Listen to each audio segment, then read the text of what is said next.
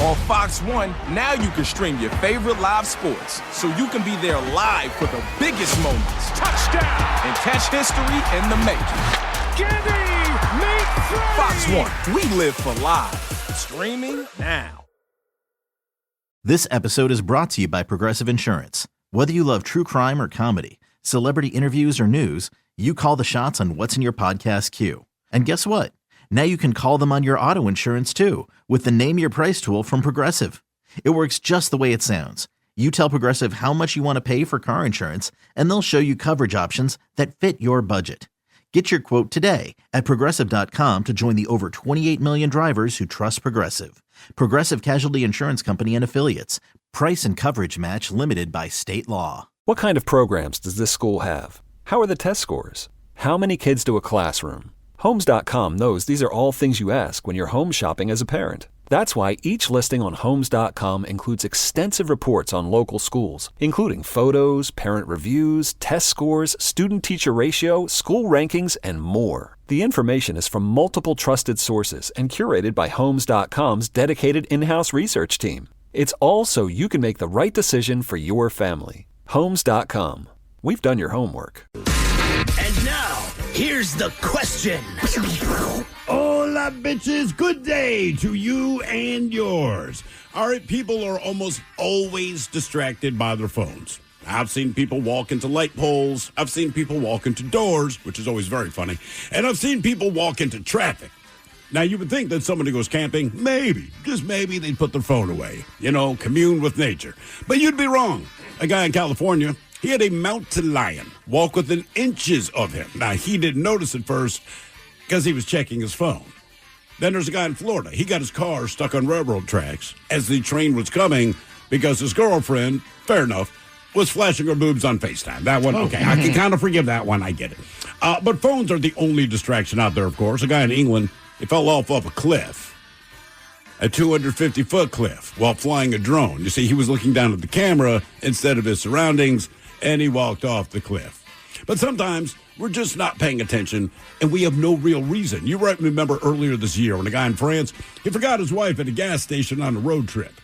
He didn't remember that she was the only other passenger in the car for 4 hours. His wife, naturally, was not pleased. Or there were the two doctors in Colorado who played music bingo during a routine surgery. So to play it, they disconnected the alarms of the operating room so they didn't hear when the patient's vital signs tanked. Yeah, they're being sued because the patient didn't make it. But look, sometimes your mind just goes blank. It happens to all of us, and you think there's absolutely no reason for it. But good news for you, we do have a new study that at least has a theory about why that happens, why your mind literally just goes blank. And if you're a boss out there who likes to have meetings, you're going to want to pay attention to this. But today, we want to know about when that happened to you, when your mind went blank. Either you weren't paying attention, you were distracted, you forgot, whatever the excuse might be. Today's question, brought to you by our friends at Advanced Hair Restoration, is what went wrong because you weren't paying attention? To be a part of the big show, call 206-803-ROCK. Like KISW on Facebook, follow us on X and Instagram at Men's Room Live, and send your emails to the Men's Room at KISW.com. Fox News is now streaming live on Fox One. The voices you trust, the stories you won't find anywhere else. This is the story breaking right now. Fox One, we live for live. Try it free for 7 days. Offers are subject to change. Go to Fox One for complete terms and conditions. This episode is brought to you by Progressive. Most of you aren't just listening right now. You're driving, cleaning, and even exercising. But what if you could be saving money by switching to Progressive? Drivers who save by switching save nearly $750 on average, and auto customers qualify for an average of 7 discounts. Multitask right now. Quote today at Progressive.com. Progressive Casualty Insurance Company and Affiliates. National average 12-month savings of $744 by new customers surveyed who saved with Progressive between June 2022 and May 2023.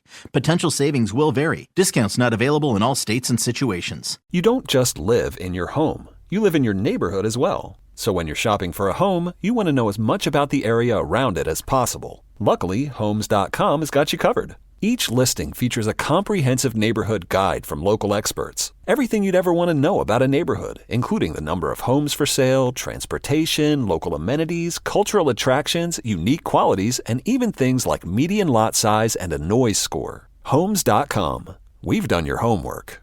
Overpriced phone plans? Overcomplicated contracts? Unnecessary features? Yeah, they don't do that at Tello. In an era of overpriced everything, they keep things simple. They've got flexible and affordable phone plans from $5 up to $25 a month. At Tello, everything is online, right at your fingertips. Simply pick the plan that suits you best, and you can always upgrade or downgrade without any cost. Trust me, you're one SIM away from amazing wireless savings. Discover more plans on Tello.com. That's TELLO.com. Presented by T-Mobile, the official wireless partner of Odyssey Sports. With an awesome network and great savings, there's never been a better time to join T-Mobile. Visit your neighborhood store to make the switch today. Home and Toes, away we go. Welcome to the 20th anniversary season, episode number 4,380. What a large and in charge program we have for you today. Guaranteed future repeat. Exciting return of Who Sucks Less. Steve, I don't know how you do it. You find people doing bad things in the news, which rarely happens. But you find three stories, you bring them to us. It's up to us to determine, out of the three, which one sucks the least. Is there a theme to today's Who Sucks Less? Not necessarily just people sucking, but we didn't get to it last week, and the state always says, think of the kids. Yep. Think of the kids. And where do kids go to learn to go to school, all right? And we're talking about a teacher. Or maybe it's two teachers. That's right. We're back to the conjoined twins that we did not get to last week. Abby and Brittany Hensel. I saw them in the news today. Really? Yes. What were they on the news for? They were on TMZ for something. They were photographed like going grocery shopping. It was very, very important news.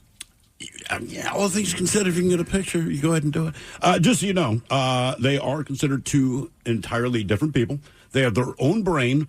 They have their own heart. They have their own stomach. They have their own lungs. However, they share the same organs below the waist. Well, that's my problem. And keep in mind, one of them is married. So you're saying they both have individual stomachs? Individual stomachs, lungs. But everything below that, so the intestines are being shared. The intestines are being shared. The wahine is that's like eating for two. It is. Because you're like, I'm hungry, you're hungry, we both eat, but then we only have one outshoot. That's correct. What if one drinks and one doesn't? What if one is eating chili and the other one's eating, I don't know, cheese? Do you think you could get drunk like that? So you drink it. You got your own stomach. No, they would both get drunk because they share the same bloodstream. Oh. So even though you're not a drinker because you don't like the taste of booze, I can still get you drunk and we can still have a good time. Because different lungs. Different lungs, but if it goes to the bloodstream, I would think. So an edible. Edible is definitely an edible. You're definitely both getting high. Okay. Yeah. All right. But just think. You're having to poop for two. Yes. So as many times as you've gone to the bathroom today, you got to double it. I would think, because you got two stomachs going to one. I just drank a quart of water. Right? Mm-hmm. You did too. Well, how do you decide who wipes? That's a good question, man. You can smell it, depending on what the person ate. Like if you ate barbecue and I ate seafood, we'd know. I'm just saying, if I'm attached to Miles, all right, and I don't know, I'll lay one down, right? And like I said, like don't eat that, and he ate it. I'd be like, you're wiping. Yeah, I think that's fair. That's fair, right? Because you share one butt, you both feel like you have to go to the bathroom. But like based on the fact, hey, bro, I told you not to eat at 11 o'clock last night. Right. You're wiping this. Okay, Ted. I don't want to go to sleep, Miles. You've been eating. You're just absolutely housing beef jerky. All right. And I'm like, look, man, I'm not going to push hard and deal with my back. You're backed up, which you backed up, because now I'm constipated, and it's your fault. So you're the one who's going to have to do all the pushing. That's realistic. I love beef jerky. That's what I'm saying. Because beef jerky will bind you up. Yes, it will. Like nothing else. So if you bind yourself up, you're binding me up, which means you got to do all the pushing. I'm just going to sit back and relax. Kind of. But the thing is, you're still going to feel the pushing. That's what sucks. But don't both brains have to work on the pushing? I wouldn't think so. Why not? There's so many questions with these people. I know. That's what I'm saying. Like, your brain's saying push. My brain's saying hold it in. Yeah, but who wins? Because you're being difficult about it, you see. Because I'm the one who ate the meal that you were convinced is why we're sitting on the toilet. So I would think that I'm thinking like, Miles, I need your that I need your help on this. You're trying to pee. I'm going to cut it off midstream. Exactly. Like, in my brain, I'm going to just mess with you. Right. Because you feel like you got to go. I didn't feel like seeing this movie. I'm going to hold it. Mm-hmm. That's a weird world. It is. So many questions. Okay, Who Sucks Less is coming up at 4:30. And our question today, what went wrong because you were not paying attention? 206-803-ROCK. Nothing really went wrong, but the potential of something bad happening could have happened to a man in California. And as they say, a number of people in California have had an encounter with some particular type of mountain lion a time or two.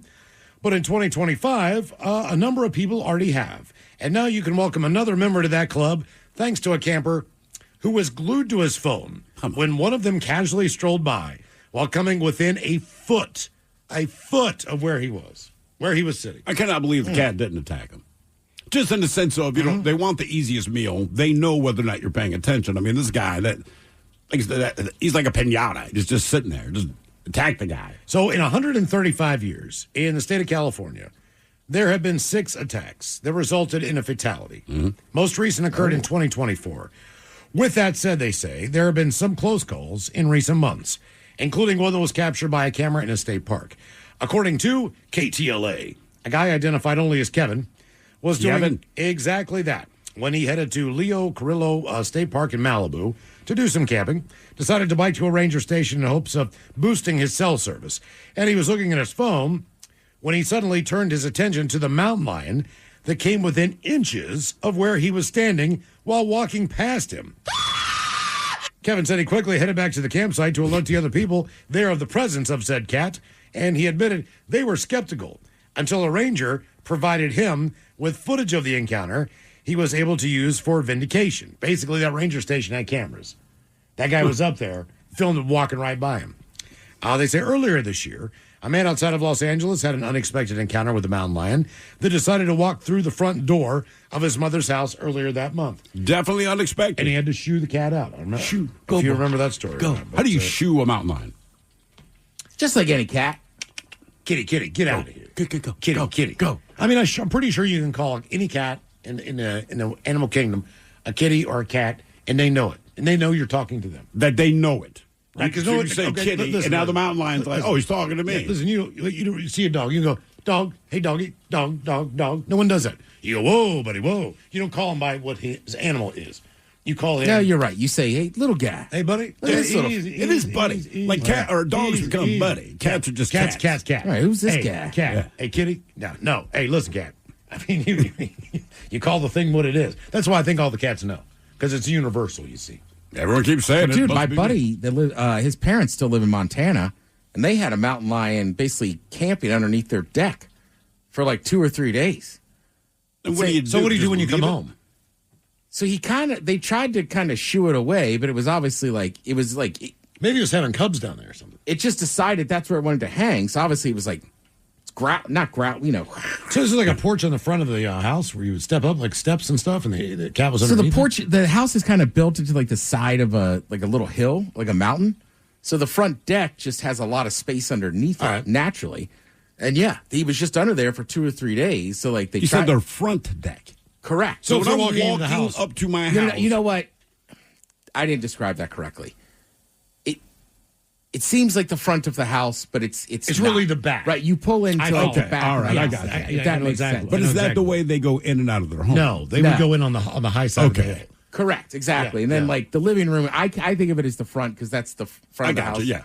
But right, I guess you kind of come in the back of the house. That's where you park. To be fair, it doesn't matter. It's under my deck on my property.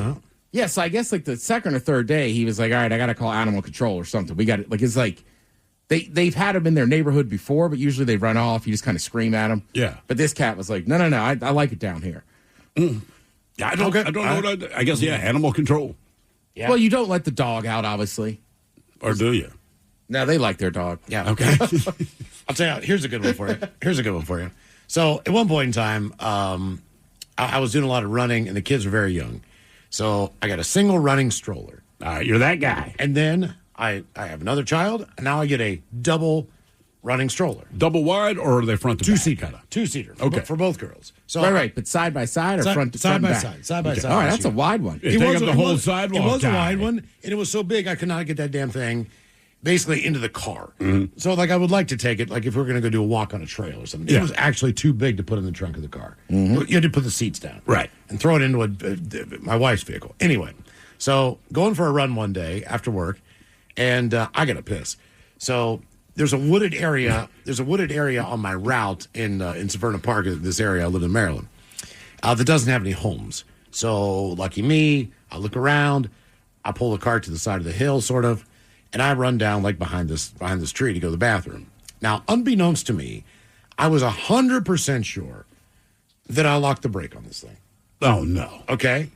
So I pee I'm in running shorts, so I got to zip up or anything. Just got to pull my pants up real quick, turn around. Stroller's gone.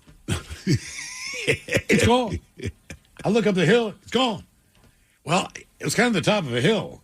It could have gone one way. It could have gone forward. It could have gone backward. It went backward.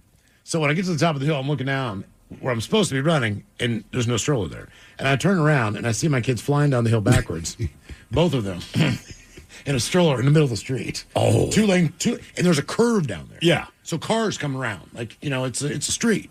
And I'm just like, man, there's a guardrail and everything. Like, the hill's pretty... Did you catch them, or did they hit the guardrail? I flew down that hill, man. I mean, as fast as I could run. Do you think it's the fastest you've ever run in your life? It was such a panicked run that when I got down there, I was thinking I was hyperventilating. Because I could not imagine. Like, I was just hoping it wouldn't tip. I got one kid who's kind of messed up medically. That's the last thing I need to do is mess her up. The other kid, the look on the other kid's face was of absolute, utter joy. Oh, of course. Ava thought this was awesome. She's smiling from ear to ear. She's got her hands up and she's shaking. I'm just like, oh my God, dude. I got one that's terrified. Right. And the other one acts like they're at an amusement park. Either way, my heart's beat like crazy. And I swear to God, it been maybe 35 seconds. But that's a long time, man. So our question, what went wrong because you weren't paying attention? 206-803-ROCK. That's a very long time. A very long time. And I cannot believe, if you could not have bowled a bowling ball down the middle of that street as perfectly as that cart somehow just stayed in between the two yellow lines. And keep in mind, that speed limit there is probably 25, 30. They're probably going about that fast. So like a car coming around the corner or whatever, it's moving pretty good. It's still a neighborhood, but... I'd have been lights out, bro. I just can't believe it. You couldn't have pushed that thing down the middle to save for $1 million. But with those two in and going backwards, somehow, God save me. I mean, I did, not with a kid, but I did it with my mom, right? Like I said, Not a kid, but my mom. Right. So unfortunately, she has early onset, right? Yeah. So we're in Cape Cod. So I get up one morning, do my walk or whatever, and I get back, and I'm like, hey, because my nephew's working that day at Neptune's. Oh, no. And he said, in the morning, he goes, come by. I want to give you a drink. I said, all right. So I said, Mom, just stay here. I'm going to walk down the Neptunes. I might have had 2 drinks. And when I got back, she's gone. So I'm like, all right. Where did you want her to stay? Just in the hotel room. Oh, okay. All right. You open the door and she's just not there. Correct. And it's like, I knock on the bathroom. There's nobody in there. And I'm like, you got to be kidding me.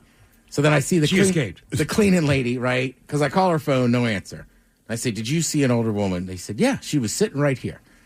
So I'm like, all right. Call her phone again, no answer. But I'm like, I'm not going to call, because my sister's basically in charge. Yeah. So I'm not going to call my sister. So I walk to the place at the end of the street, go to the little Italian restaurant. Nobody has seen her. And the lady at the Italian, it's like, how long has it been? I said, about a half an hour. She goes, well, there's a police station up the street. You can go check there. And I said, you're right.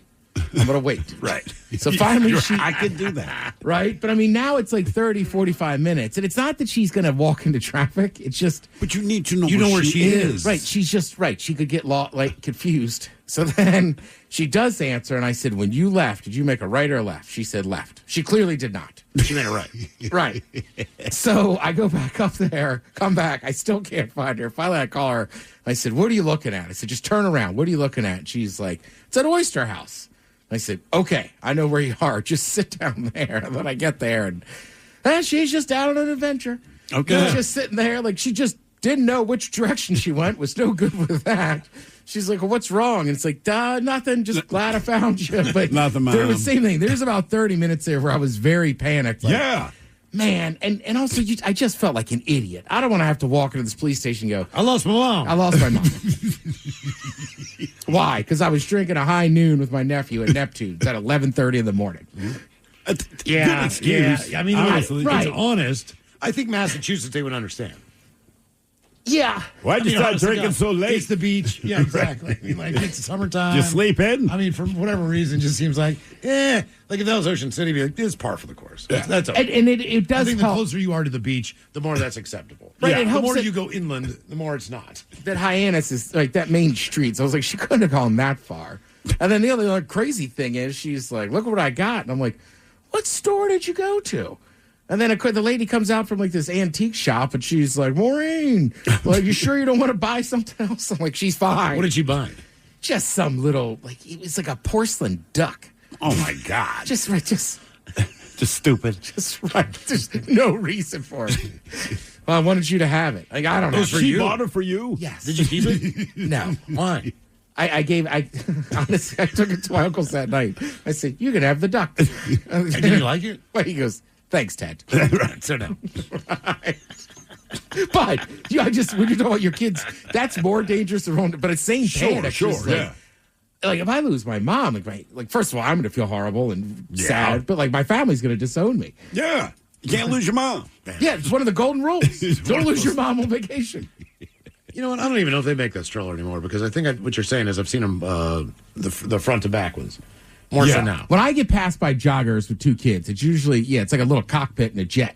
This thing was wide. I had never really seen that, but I was getting on the light rail, and this lady got off the elevator. She had one of those. Keep in mind, it was 3 women, 7 kids, and I was hoping they kind of walked past where I was, right? Because it's a long train, right? Yeah.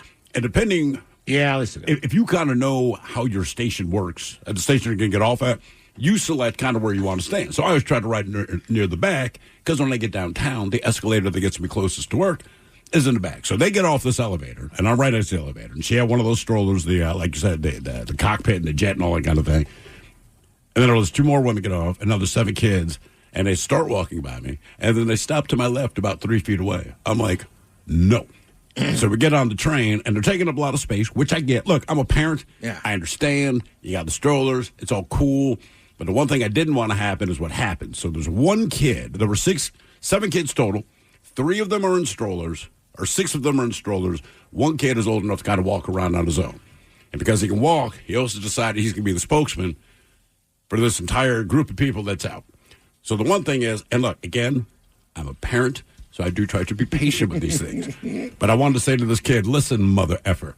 No, this is not your stop. Stop asking your mom at every stop if this is your stop. Also, every time the train pulls off, you don't have to go choo-choo at the top of your lungs, man. I'm just like, oh, my. And look, I understand it is kind of cute on some level, but it's cute on TV. When you're just on the train and you're going to work and people smell bad, there's other things going on, and this kid, every stop, Mom, is this our stop? No, honey, we're going to like stadium or something.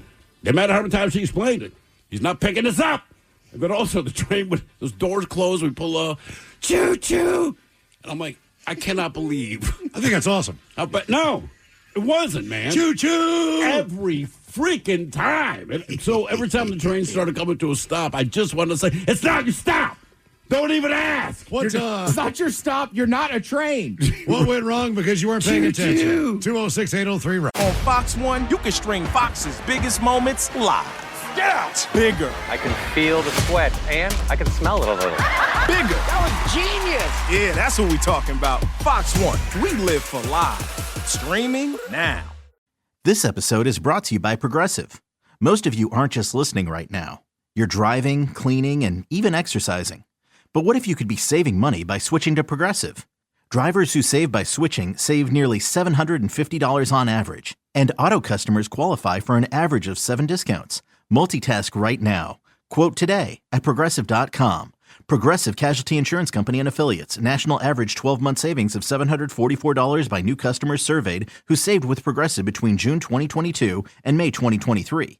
Potential savings will vary. Discounts not available in all states and situations. You don't just live in your home. You live in your neighborhood as well. So when you're shopping for a home, you want to know as much about the area around it as possible. Luckily, Homes.com has got you covered. Each listing features a comprehensive neighborhood guide from local experts. Everything you'd ever want to know about a neighborhood, including the number of homes for sale, transportation, local amenities, cultural attractions, unique qualities, and even things like median lot size and a noise score. Homes.com. We've done your homework. Presented by T-Mobile, the official wireless partner of Odyssey Sports. With an awesome network and great savings, there's never been a better time to join T-Mobile. Visit your neighborhood store to make the switch today. Overpriced phone plans? Overcomplicated contracts? Unnecessary features? Yeah, they don't do that at Tello. In an era of overpriced everything, they keep things simple. They've got flexible and affordable phone plans from $5 up to $25 a month. At Tello, everything is online, right at your fingertips. Simply pick the plan that suits you best, and you can always upgrade or downgrade without any cost. Trust me, you're one SIM away from amazing wireless savings. Discover more plans on Tello.com. That's TELLO.com.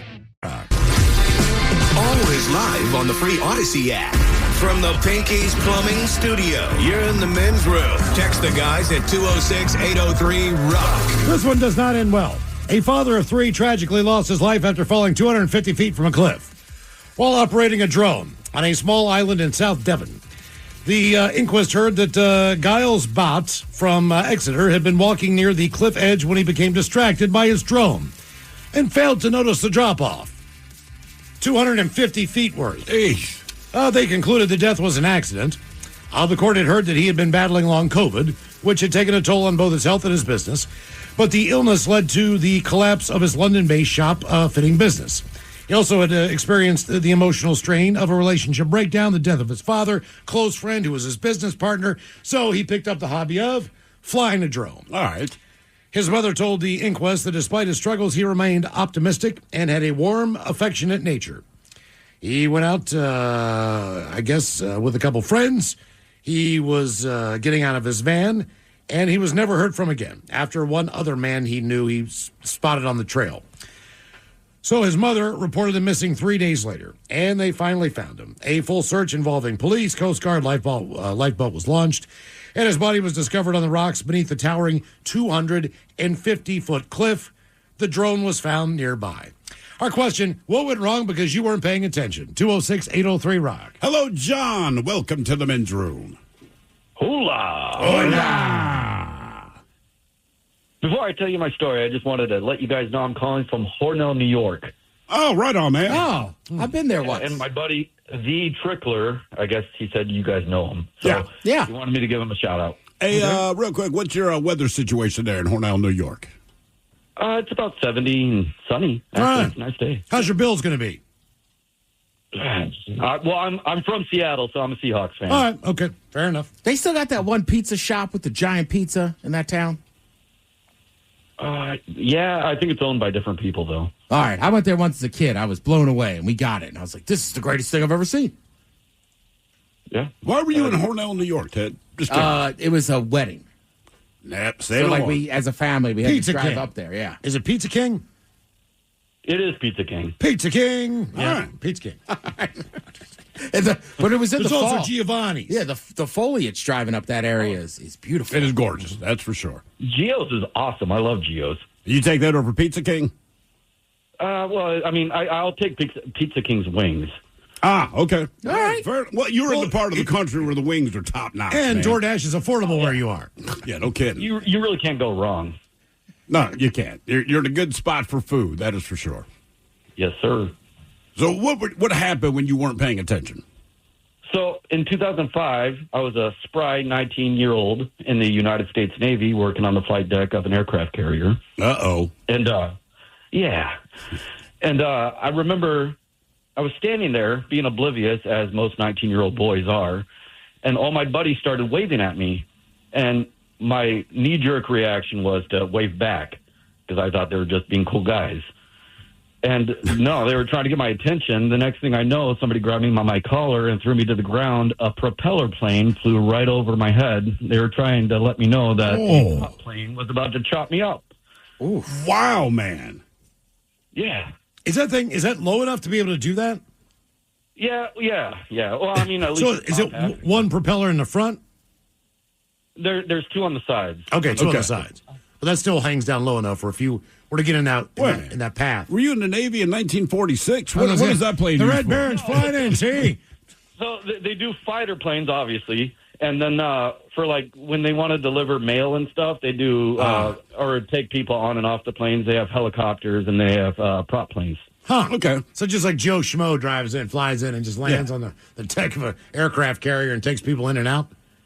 Yeah, kind of. That's kind of cool. Man, do you think that your head would have been chopped off? Like, looking back, do you think the plane was low enough that it would have taken you out?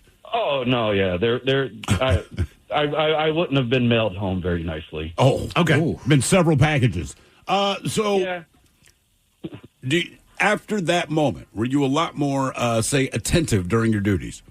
Yeah, I was a little bit more cognizant of my surroundings. Like I always turned around instead of just waving back. Okay. All right, I see. That's a good call. That is a very good I call. wonder if there's ever been a plane that made an emergency landing on the deck of an aircraft carrier. Have you ever heard of anything like that? Like, okay, so say See me and what I'm Miles, saying? we're flying in a We're in a Cessna. Cessna. We're screwed. Something happened, right? We are effed. For whatever reason, you're the closest thing we could land on. What are the odds that the U.S. Navy would let us land our Cessna on your aircraft carrier? Maybe a helicopter, but you have to have like a specific system to land on an aircraft carrier. Well, I know you have, have, you have to have the hook. Is a Cessna going fast enough? I mean, it's a Cessna. You don't think a Cessna without the hook could successfully land on the aircraft carrier without going over the edge?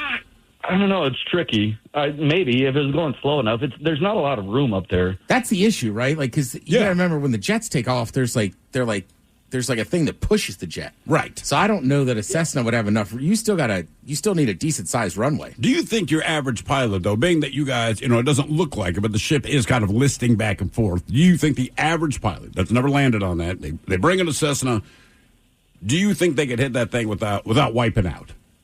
No way. Yeah. No. See, those guys that fly those planes, years and years and years of training. Yeah. Well, I would say, like, I'd call and go, like, we need a giant net. Something, yeah. They have one, actually. I mean, just have like 6 guys hold that thing at the end of the runway. So they actually have a giant net.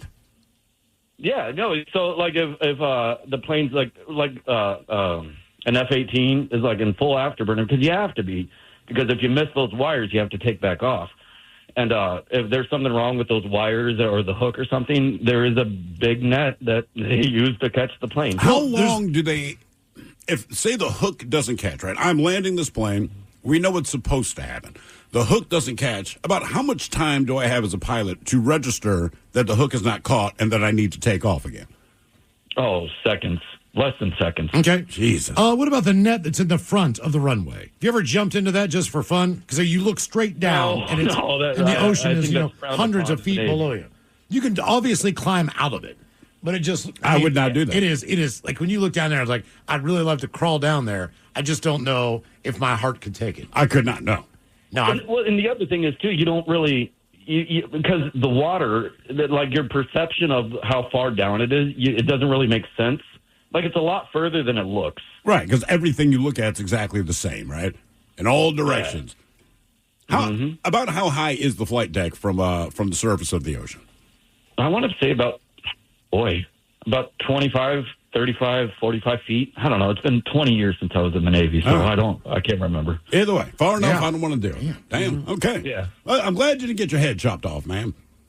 One of those small things. Now you're looking at aircraft carriers. Well, they have these nets right here. So you can, like, definitely climb into them. You could do that. I know, but it's just like, it's terrifying looking. Yeah. What went wrong because you weren't paying attention? 206-803-ROCK. I was at the self-checkout the other day. All right. And they have, like, the security guys there, right? Yeah. But I guess the one guy didn't speak English. So, like, something went wrong, and I'm waiting for the lady to come over and fix it. And this guy keeps, like, pointing, and I'm like, yeah, I'm waiting. And he keeps pointing, and I'm like, yeah, I'm waiting. Then I realized, like, my wallet, like, I took out a credit card, and I must have flipped my wallet down, and everything else fell out. You didn't notice that all your stuff before? Nope. Not at all. So he's trying to hook you up like, hey, man. Yeah. Your crap. Like my insurance card, my other credit card. I had 2 cards in my hand. I guess because I took out 2 of them, was trying to decide which one to use. All right. So it just left enough room that everything fell out. But same thing, I was like, thank God. But same thing, the guy's like waving at me, pointing. I'm like, yeah, dude. Just waiting. Pay attention. Here you are with the bad attitude. Pay attention. Hello, Shane. Welcome to the men's room. Hola, bitches. Hola. Hey, guys.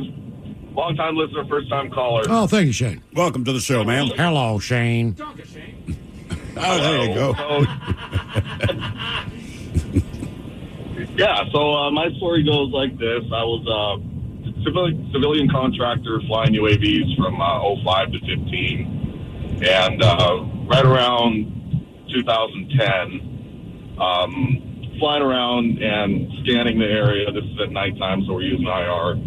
And I started seeing this group gathering of, we call them MAMs, military-age males, and they're there's a lot more of them starting to show up. So I call up my commander over to the screen, and he's looking at it like, okay, hey, we need to do something about this. This is a big gathering. And it ended up being about 200 guys that all gathered together. And they, they've got weapons, they've got rockets, they've motorcycles and trucks and everything. And I'm supposed to be telling my commander the coordinates of where these guys are, and I'm kind of unsure. So he ends up calling one of the generals, Iraqi general, from a post nearby, and the general's really gung-ho about this. So he's like, "Oh yeah, man, let's go F and get them, right?" And so we're going to send mortars out there. So I give them the coordinates, and I'm scanning the area, looking at this group, waiting for the impacts, and I don't see anything. So they're like, "We sent mortars. What's going on?" And my commander's looking at me like, "Hey, what's up?" I'm like, I don't see anything. You're looking at the screen too. I don't see anything happening. So, it turned out that the coordinates I gave them were from a different post. So what did you blow up? What did you blow up? I don't know. I have no idea. I looked all around and tried to look for impacts around the area. And, I mean, would you fly around the next day just like looking for holes in the ground? I mean, like when it was daylight? I did, yeah, and I didn't see anything. I hope it wasn't a village or anything, Yeah, well, you wouldn't know because the village is gone. Right. You have no idea what they ended up shelling. So the good story about that, or the end of that story goes that we ended up catching one of the face cards. Oh yeah, like the most wanted guys. Yeah, exactly. Oh, right, okay. Well, at least there's that. So I guess you eventually got the coordinates correct then, right? Yeah, we did. We figured it out, but we didn't get as many guys as we wanted. You think those guys are like, man, I wonder if they're bombing over there. Huh. Well, that's what happened. They all scattered after the initial rounds were fired. Okay. Mm-hmm. All right. Johnny on the spot there. That's Okay, we got some aircraft carrier updates here. Okay. About 70 feet from the flight deck to the water. So 7 stories. Whoa. Another person says, I was on the USS Lexington. I know exactly what that other guy is talking about. We did have old planes. We did have the hook that catches them. And we did have some accidents that followed life as a Navy man. That's from Chris down in Tacoma. Some accidents. Yes. And guy says, I fly Cessnas. And yes, the plane could physically stop in time and take off in time if the hard part would be the waves going up and down in the motion on the aircraft carrier. That's what I was wondering. Like even if you had enough room to land a Cessna, could you land a Cessna on a target that's moving up and Weird down? as a hypothetical is because someone says Cessnas can't fly over the ocean. Well, I know. Is that it's a hypothetical So thing. if you had a Cessna, you can't fly over that big of a body of water? I mean, you're not going to make the I was distance. in a Cessna flying over the San Juan Islands. That's a lot of water. Yeah, like could you fly over Lake Michigan? Could you go from Chicago to, I don't know, Detroit or whatever? I don't know. I don't know. I don't know the Cessna rules. I will tell you this. I found out the hard way when you're over water and kind of rainy, windy weather. It's not that bad. But when you get over those islands, the wind comes up off the island. Ricochets off the island. Yeah, then you start going up and down. See, man. Was it severe? Like jerky up and down? Like stomach losing kind of thing? I didn't think I was going to get sick. God damn it. It was only a 15-minute flight. I was scared. I was very scared. For the whole 15 minutes? Yes. That was one thing. I don't know that I've ever sat that still in my life. That helicopter we did in Hawaii, which was my idea. I'd never been on a helicopter. I'm thinking Magnum PI, right? And the islands are beautiful. You're TC. Blah, blah, blah. And first of all, when we get out there and I see the guy, I'm like, I'm pretty sure he put this helicopter together in his own garage out of spare parts. Or But in whatever. Vietnam. Yeah. I mean, I was like, okay. So, and he had that big-ass bushy mustache, all the stuff. So most of the ride was okay. Helicopters do kind of bounce up and down more than I was expecting. I did not really enjoy that. But at one point, we flew out over the water because you're going near whatever volcano. But just the way the heat moves over the water and all this thing's just bouncing up and down. And even he's like, whoa! And I'm like, that's like, I don't. Let's not get where the pilot's making. I'm gripping, the back seat. My wife was completely fine with this. She doesn't care. Oh, it wasn't that bad. And I'm like, look, man, maybe it was on the side I was sitting on or something. But I'm like, were you not on that helicopter? I thought we were going to die. And as it's bouncing up and down, again, it's just kind of based on the aircraft itself. You can just like hear parts of it moving. So it's one thing to bounce it up and down, right? And if you've been on a plane in bad turbulence, fine. But when you hear like that's mechanical. I don't like this. So I ended up not enjoying that flight. All I wanted to do was land. And when we landed, I've never been so freaking happy in my life. And I told my wife right then and there, I will never get on a helicopter again. Fast forward to having kids, go to Niagara Falls. There's a helicopter ride. They're like, come on. These helicopters are like the freaking Rolls Royce of helicopters. Yeah. And the dudes, they have like their flight suits on. And I swear to God, when you walk out to where the helicopters were, the pilots are waiting for you. But they're standing with their hands on their hips like Superman. I mean, they just look like, hey, nothing could go wrong. And that flight was fine. There's nothing scary about it other than flying. How about those guys get ass? Oh, I guarantee it, man. Yeah. I mean, they looked like, I think that's why their hands were on their hips, like, and I'm going to have sex with your wife after this flight. Well, when I flew back on Sunday afternoon and it was sunny out, it was awesome. Sure. I would do this every time. But yeah, and except that one time. Right, the wind and the rain, I was like, and the other thing too is like, I've never been in a Cessna, but like airplanes have all kinds of weird little alarms. So I'm just hearing stuff. Right, but you could hear it. So, I'm right behind the guy. So this thing's got wheels. It does not have pontoons.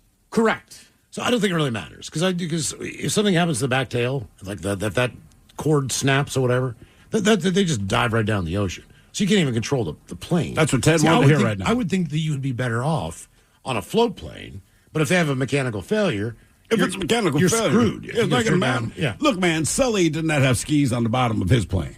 You can land in the water. We know that can be done. Right? To me, I'd rather have wheels because the thing with the pontoons is like if we're over land, like what do we do now? Yeah, but if something happens to the tail and the stabilization, you're screwed. Yeah. I mean, there's nothing you can do on those smaller planes.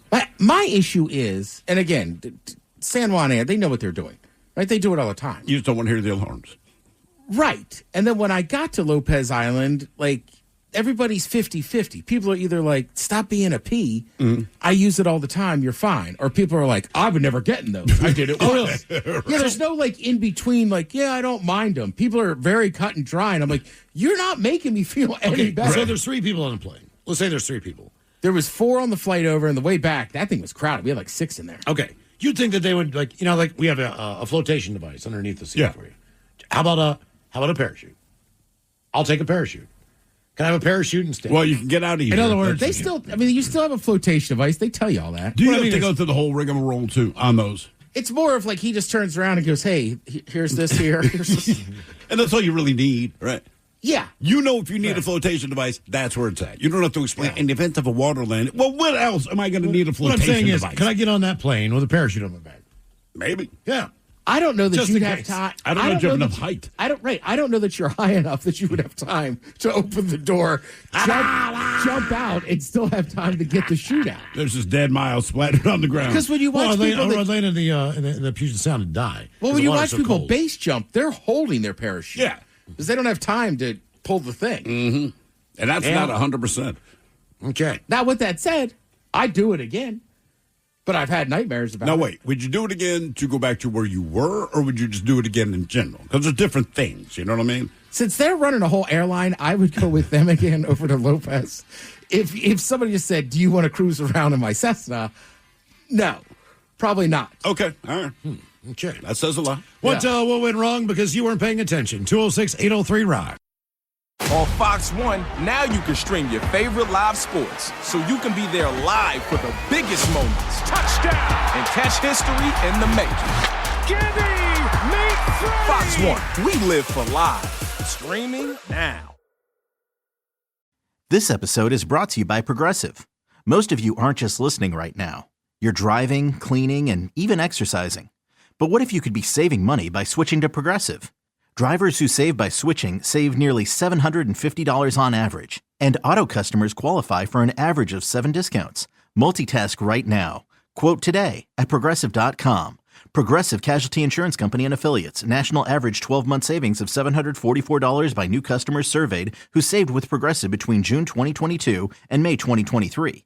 Potential savings will vary. Discounts not available in all states and situations. You don't just live in your home. you live in your neighborhood as well. So when you're shopping for a home, you want to know as much about the area around it as possible. Luckily, Homes.com has got you covered. Each listing features a comprehensive neighborhood guide from local experts. Everything you'd ever want to know about a neighborhood, including the number of homes for sale, transportation, local amenities, cultural attractions, unique qualities, and even things like median lot size and a noise score. Homes.com. We've done your homework. Overpriced phone plans? Overcomplicated contracts? Unnecessary features? Yeah, they don't do that at Tello. In an era of overpriced everything, they keep things simple. They've got flexible and affordable phone plans from $5 up to $25 a month. At Tello, everything is online, right at your fingertips. Simply pick the plan that suits you best, and you can always upgrade or downgrade without any cost. Trust me, you're one SIM away from amazing wireless savings. Discover more plans on Tello.com. That's TELLO.com.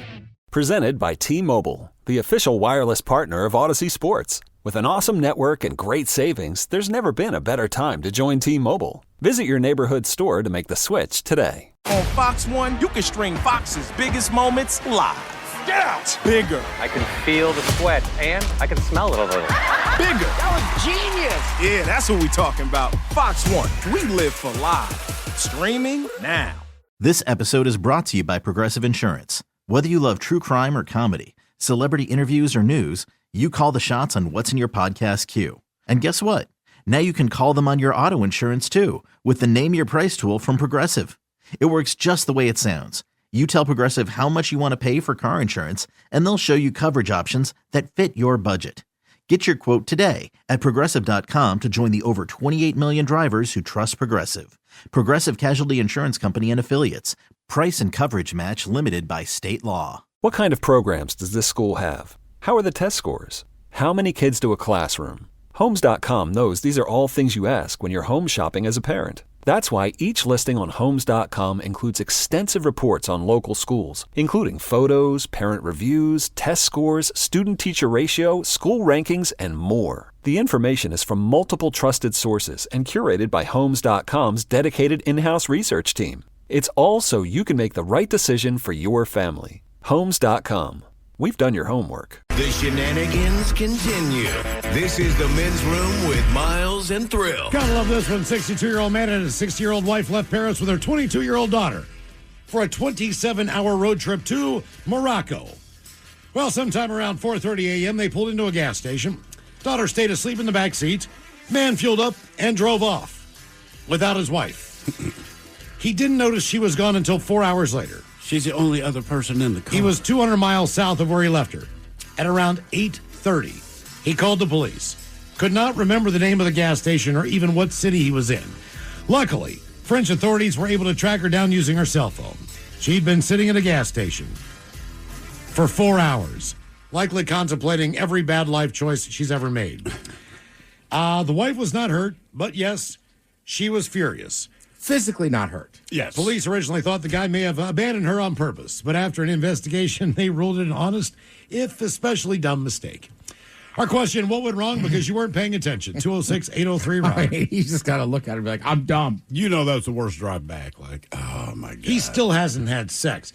That happened when? I want to say 2 months ago. I guarantee you she still won't make love. Is this the same story where the daughter was in the backseat? Yes. Hey, why don't we blame the kid? Yeah, why didn't the kid say anything? Like, hey, Dad, where's Mom? The kid was asleep. Sure, that's what the kid said. So the kid must have slept through the entire 4 hours. Mom, I was asleep. I think it's the dad and the kid just for 4 hours went, what do you think? Should we just keep going? You want to put it on our radio station now? Right. Cool. All right. We'll go back and get it. Just say we forgot. Want to stop for a real snack?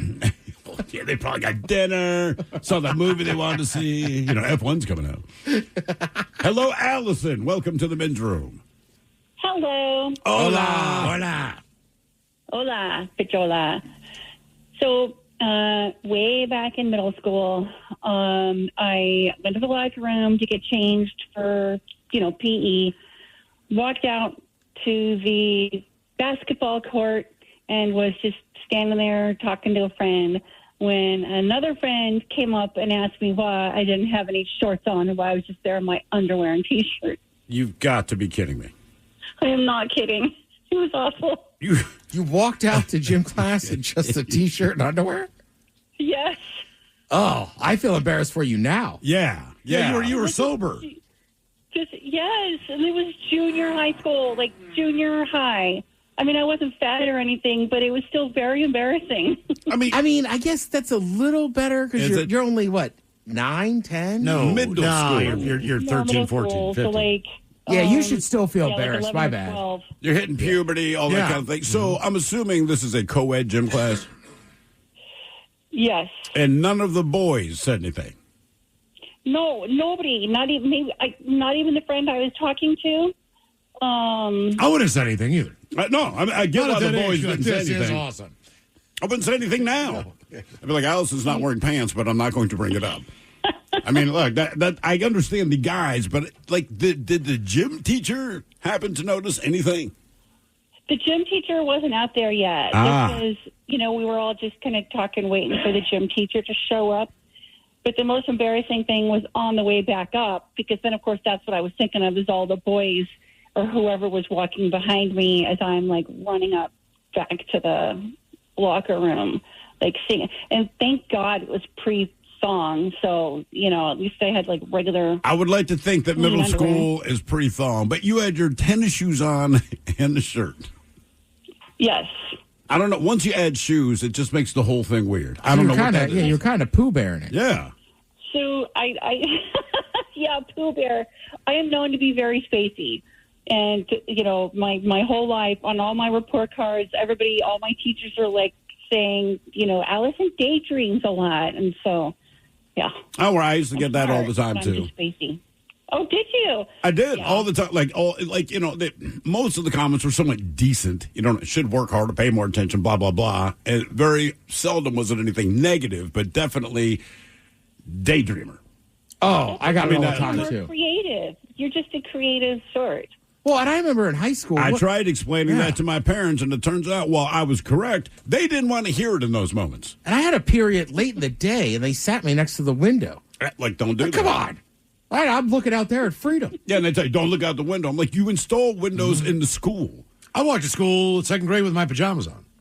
That's better than your underwear, bro. But they were they were matching pajamas, like button up. I can't remember what the was it like design a onesie, or was it two different pieces at least? It was two different pieces. Okay, thank God. It was just like a generic baseball design. Had the glove, guy had the plate, whatever the deal was. But I got to school, I took my coat off, and I'm like, oh my God. So I put my coat back on because I was just terrified. But I was still in the pants, which were pajama pants for sure. I had shoes and socks on and the button-up shirt. And I'm just like, this. I don't know what happened. Did you go all day just in the pajamas, or? I was a latchkey kid, so there were mornings where my mom had to be at work earlier than not. Yeah. So sometimes she was there, oftentimes she was not. This was a morning where she was not there. So I went downstairs, got my bowl of cereal, did whatever I did, brushed my teeth, combed my hair, put my socks, put my shoes on, did not even think to change my clothes. I mean, look, I like the idea that even without mom there, I fed myself, I brushed my teeth, I combed all the things you ask your kids to do. I did all the things I normally do. You just didn't put on clothes. I did not get dressed. I think Thrill's right so there. embarrassed. At the end of the day, you got the most important stuff done. You embarrassed yourself. Right. Yeah, if I'm a parent, I'm like this, I know you got to deal with this, but you did all the right things. You just forgot to get dressed. Mm-hmm. So here's a question, like Allison. We're all adults. You're in a gym. I mean, so women wear some skimpy outfits as it is. Yes, they do. A woman walks in. You're pretty sure she's just wearing underwear. Do you say anything? Nope. No. No. Ted, there's a woman at the gym. Oh, God. She wears these tights. And I'm telling you, you can see nipple. You can see they're kind of blackish gray. You can look at them and say you're pregnant. I'm telling you, you can look through them. I mean, you can look through them. And this is not a bad thing. It's one of those things where it's like a double take. Like, am I really seeing what I'm seeing through her outfit? Yeah. I cannot stare. I'm not going to look up. But when she walked by me, I looked up and went, I can see through her stuff. But I mean, that's kind of the thing now. There was a chick on the light rail I don't know. yesterday. She was not necessarily my type, but she was braless, which is fine. And she's wearing a pink top, but I could see directly through it because I remember I had opinions over nipples because I could see them clear as day. We were at, I won't say where, but we were at a department store in the last few weeks, and my son was loving it. I was loving it. But I even looked at my wife, and I said, At what point is what you're wearing illegal? And keep in mind, this is just the fashion of the day now. It's the kind of But stuff that looks like what Kanye's his wife wears. Oh, so Is that the same color? Like it's kind of a blackish gray? Yeah. But like every chick, I mean, their ass is hanging out. And I said, to be honest with you, if they weren't wearing the shorts, it wouldn't be any more revealing than what they're wearing anyway. Yeah. I mean, honestly. So I'm just like, there's just butt cheeks. And look, some are better than others, for God's sakes. But nevertheless, like everywhere I looked, and it's not like it was this one woman. It was probably 90% of the women in there, under a certain age anyway. Like their ass is just hanging out. So at this point, why even waste the money on shorts? Just walk out in your underwear. You're fine. I'm seeing exactly as much as I would see. It's amazing. It was great. But So I was going to say, that's amazing. Oh, yeah. Yeah, it was. And everything. Like, my son never says anything, but I'm like, I know he's looking at what I'm looking, because there was just ass everywhere we looked. I could almost see how she grooms. That is correct. Yeah, yeah. That was the darker shadow part. Yeah, and I was like, wait a minute. I can see it all. Wow. Well, it's a thin line too. Is like, I don't know. You want people like you obviously want to be comfortable in the gym and wear what you want. Yes, but there's some of them. Like there was one woman, and it's like a low cut top, but then there's room. There's like an open window of cleavage. Yeah, and then there's shoulders and sleeves. I'm just like, if you just connected that top, I'd be like, there's a window of cleavage. Yeah, so I'm gonna look at your cleavage. Yeah, right. Right. I'm not going to stare, but like, I obviously look. What, is this like a test? That's what I'm saying. It's like a challenge shirt. Like, I'm going to find out who the pervs are. No, you're not. Everyone is going to look. Yeah, look, if my I'm not saying everyone's a perv. is hanging outside of my pants, I'm not going to be upset that everyone's looking. It's like, obviously you're looking. Are you checking me out? Yes. What went wrong because you weren't paying attention? 206-803-ROCK. Right. I mean, if you walk down the street, like, throw us on a story about being shirtless. Like, people are going to look. Well, the difference was, I really wish they weren't. Yeah. But I understood why people were looking at me. It's like, right, I'm a shirtless guy in frickin' downtown Or it's Seattle. like that naked guy I saw at the festival in the river. And he stood right at the line of his junk. And it's like, just go deeper or just have it out. Right. But the way the water is, your eyes are drawn. It's just drawn to it every time. Maybe it was tickling the bottom of his. I don't know. Same thing with this lady. Waters Like, why do we have a window just for cleavage if we're not supposed to look? I think you're supposed to look. Otherwise, why would you do it? Yeah. Like I said, you don't put a window to not look out of it. So, I mean, if you're putting a window in your clothing, that's where my eyes are going to go. Yeah. Don't look at my car. I just washed it. Yeah. I tell you what, Wrigley Field that day, 50% of the women were in bikini tops. That's great. I was just trying to keep my head down and watch the game. It was bikini tops and cut off jorts. Yep. Did you have sunglasses? Yes, but I still think you can see. For whatever reason, they're not reflective, so I still think you can kind of get.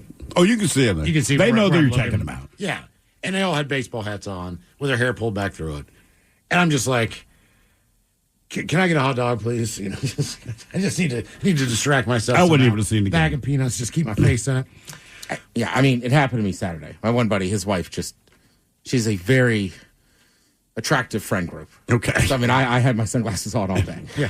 What went wrong because you weren't paying attention? 206-803-ROCK. Hello, Randy. Welcome to the men's room. Hola. Hola. So not so much me, it was my dad when he was in the Air Force back in the 60s. And he got into a service elevator, it's real old ones, where it's the old wooden doors that you push up and then you close them yourself. Yeah. He didn't close it all the way down. There was a little gap, and one of his foot was hanging over the edge of the elevator. Well, it started going up, and as it went to the next floor, the concrete caught his toe, flexed it, and he stopped it, went back down, looked at his boot, and said, "Oh, I think I'm okay." There was just a cut in the boot, but then all of a sudden blood just started oozing out. So he took his boot off. One toe was gone, and another one was hanging. What toe was gone? The pinky toe was gone. All The right. one right next. Okay, fair. Yeah. The next one was just hanging, so he had to get that amputated. But the only good thing, if anything, that came from it is he did actually eventually get discharged with medical. Yeah, he's got the rest 8 of his life- toes. Yeah, so he got a check every month, a little check, some money, and awesome insurance for him and my wife. But yeah, he he said he wasn't paying attention and just all of a sudden felt something squish his boot and looked down and see, I would take one of the toes and go like Wendy's and put it in a Frosty and then see if I could really make some money. I'm going to sue you for... What is this? Oh, my God. What went wrong because you weren't paying attention? 206-803-ROCK. I mean, in theory. Put right? it in a taco, you know? Because a lot of people, they'll find, like, a fingertip is in their taco, all right? And then they sue for $20 million. I mean, in theory, assuming you did not bite into it, shouldn't you just get, like, a card for a taco? Something. Now. $20 million because you found a finger. It's not like Wendy's took your finger. Sorry, Wendy's, we're just using you as an example. But it's not like Wendy's chopped your finger off and said, eat it. Right. We put it in the taco. Someone else lost their finger. Tragic for them. Somehow it ended up in your taco. I see the finger in the taco. I mean, in the end, like $20 million is great. But honestly, like, I just wanted a taco. I feel like if there's a fingertip, you get the right to sue for millions. But a toe, no one's going to believe it. Unless it's that random bar where people drink shots with a big toe in it. Yeah, I don't know why people do that. What went wrong because you weren't paying attention? 206-803-ROCK. People are insane. That explains it. And they're drunk. Yes. Hello, Justin. Welcome to the men's room. Hola, gentlemen. Hola. So first off with, I have ADHD, so a lot. But the one thing that came to mind like right away was I was doing a delivery for a company I used to work for, and had to take some stuff to Seattle from Arlington. And I was like, okay, cool. Pop in the address. That was what I thought was the address anyway. Down to downtown Seattle into a really sketchy part, and realized I was at the wrong address. So I started to back out, and I was like, the truck's not moving that well. I wonder what the hell is going on. So I just, give it a little bit more gas, And that's when I noticed the yellow pylon tearing into the door. So you messed up the company vehicle. Correct. I have never actually messed up one of my own vehicle, but company vehicle, yes, actually twice. How did you mess up the other one? So I was getting on the on-ramp in Bellingham, and I didn't notice the semi merging over. Cause it's that one where it's an on-ramp and an exit, all in the span of like a couple hundred feet. So he just started slamming over, so I popped my brakes on because I didn't realize he was right there, and I hit a piece, a nice little patch of like water that was semi-icy, and that slammed me right into the Jersey barrier there, right about by Iowa. Now, what happens when you mess up the company vehicle? Like, do they just deal with it through insurance? Do you get in trouble or what? So the first time, the owner just like, because he didn't want to do an insurance claim, the guy that worked next to us, he owned the body shop, so he just did the body work for us, which was like, okay, that's kind of cool. And then the second one, that was a bit more like frame damage, a couple other things. And then they're like, okay, we're just going to like take away your forklift license. I'm like, wait, how does a forklift come into me driving a car? I'm like, but anyway, so that was about the extent of it. And then I actually found a different job after that, so I don't think there was anything else other than they might have gotten rid of me, but who knows? Okay. All right. Do not hire him to drive your company vehicle. No. That's my thought. Jesus. I did it once.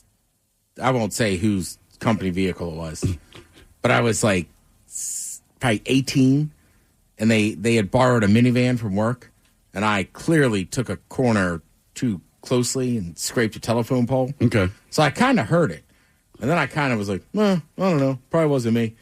And then, that person, one of my parents was like, do you know what happened? I don't know. It's crazy. Mm-hmm. Do you remember when we worked in Baltimore at the sports station, the Pontiac Aztec had just come out, which is the ugliest, dumbest looking probably vehicle. in the last 40 years. It's probably the ugliest vehicle other than a PT Cruiser. It is inexplicably stupid looking. But anyway, our company, believe it or not, we got a deal to have one. And it became the company vehicle. Now, to make it worse, we were the Ravens' flagship station. So now they've taken a Pontiac Aztec, which is already about as attractive as a bucket of armpits, and they wrap it in all these purple decals, and there's a big Ravens head on the side. Like, you can't not look at this thing if it's going by. Now, we did not drive it to the stadium. I do not know who did, but me and this other guy, Ben, back in the day. For reference point for people, the car that in Breaking Bad. They have a Pontiac Aztek? Yeah, he drives an Aztek in okay. that show. So if you know that show, but picture purple with the big Ravens logo, like it's just, you can't miss this thing. So we used to laugh about it all the time because it was in the parking garage at work. And we're always like, that's the ugliest, stupidest thing. And our boss at the time, who shall remain nameless, he was like, can you believe we got a deal on this? We're like, yes! Anyway, someone else drove it down to the stadium. We're down there doing the game. And at the end of it, boss rolls up and he's like, hey, I need you two to take the vehicle back to the station. We're like, which vehicle? Because there were other vehicles as well. He's like, the Aztek. We're like, no. He's like, what are you talking about? Just grab the keys, take it back to the station. We're like, dude, that is an ugly vehicle. It's like, oh, it's not that bad. We're like, it is. But the important thing here is that I don't want to be seen in it, right? Because even though everyone in Baltimore is a Ravens fan, when they saw this vehicle, they laughed out loud at it because it looked that stupid. And I'm like, I'm not getting in that thing, man. I do not. I don't want to have anything to do with this. My buddy Ben's the same way. He's like, nah, man, like that. This is not the vehicle. He's like, guys, just drive it back to the station. Just take it back. We need someone to take it back. Well, who brought it down? He's like, well, he's doing other things now. He's going to ride back with so-and-so. Just take the Aztek back. No, he's not doing other things. He didn't want to drive it back and be seen in it. And I just remember he's holding these keys in his hand with a little keychain swinging under there.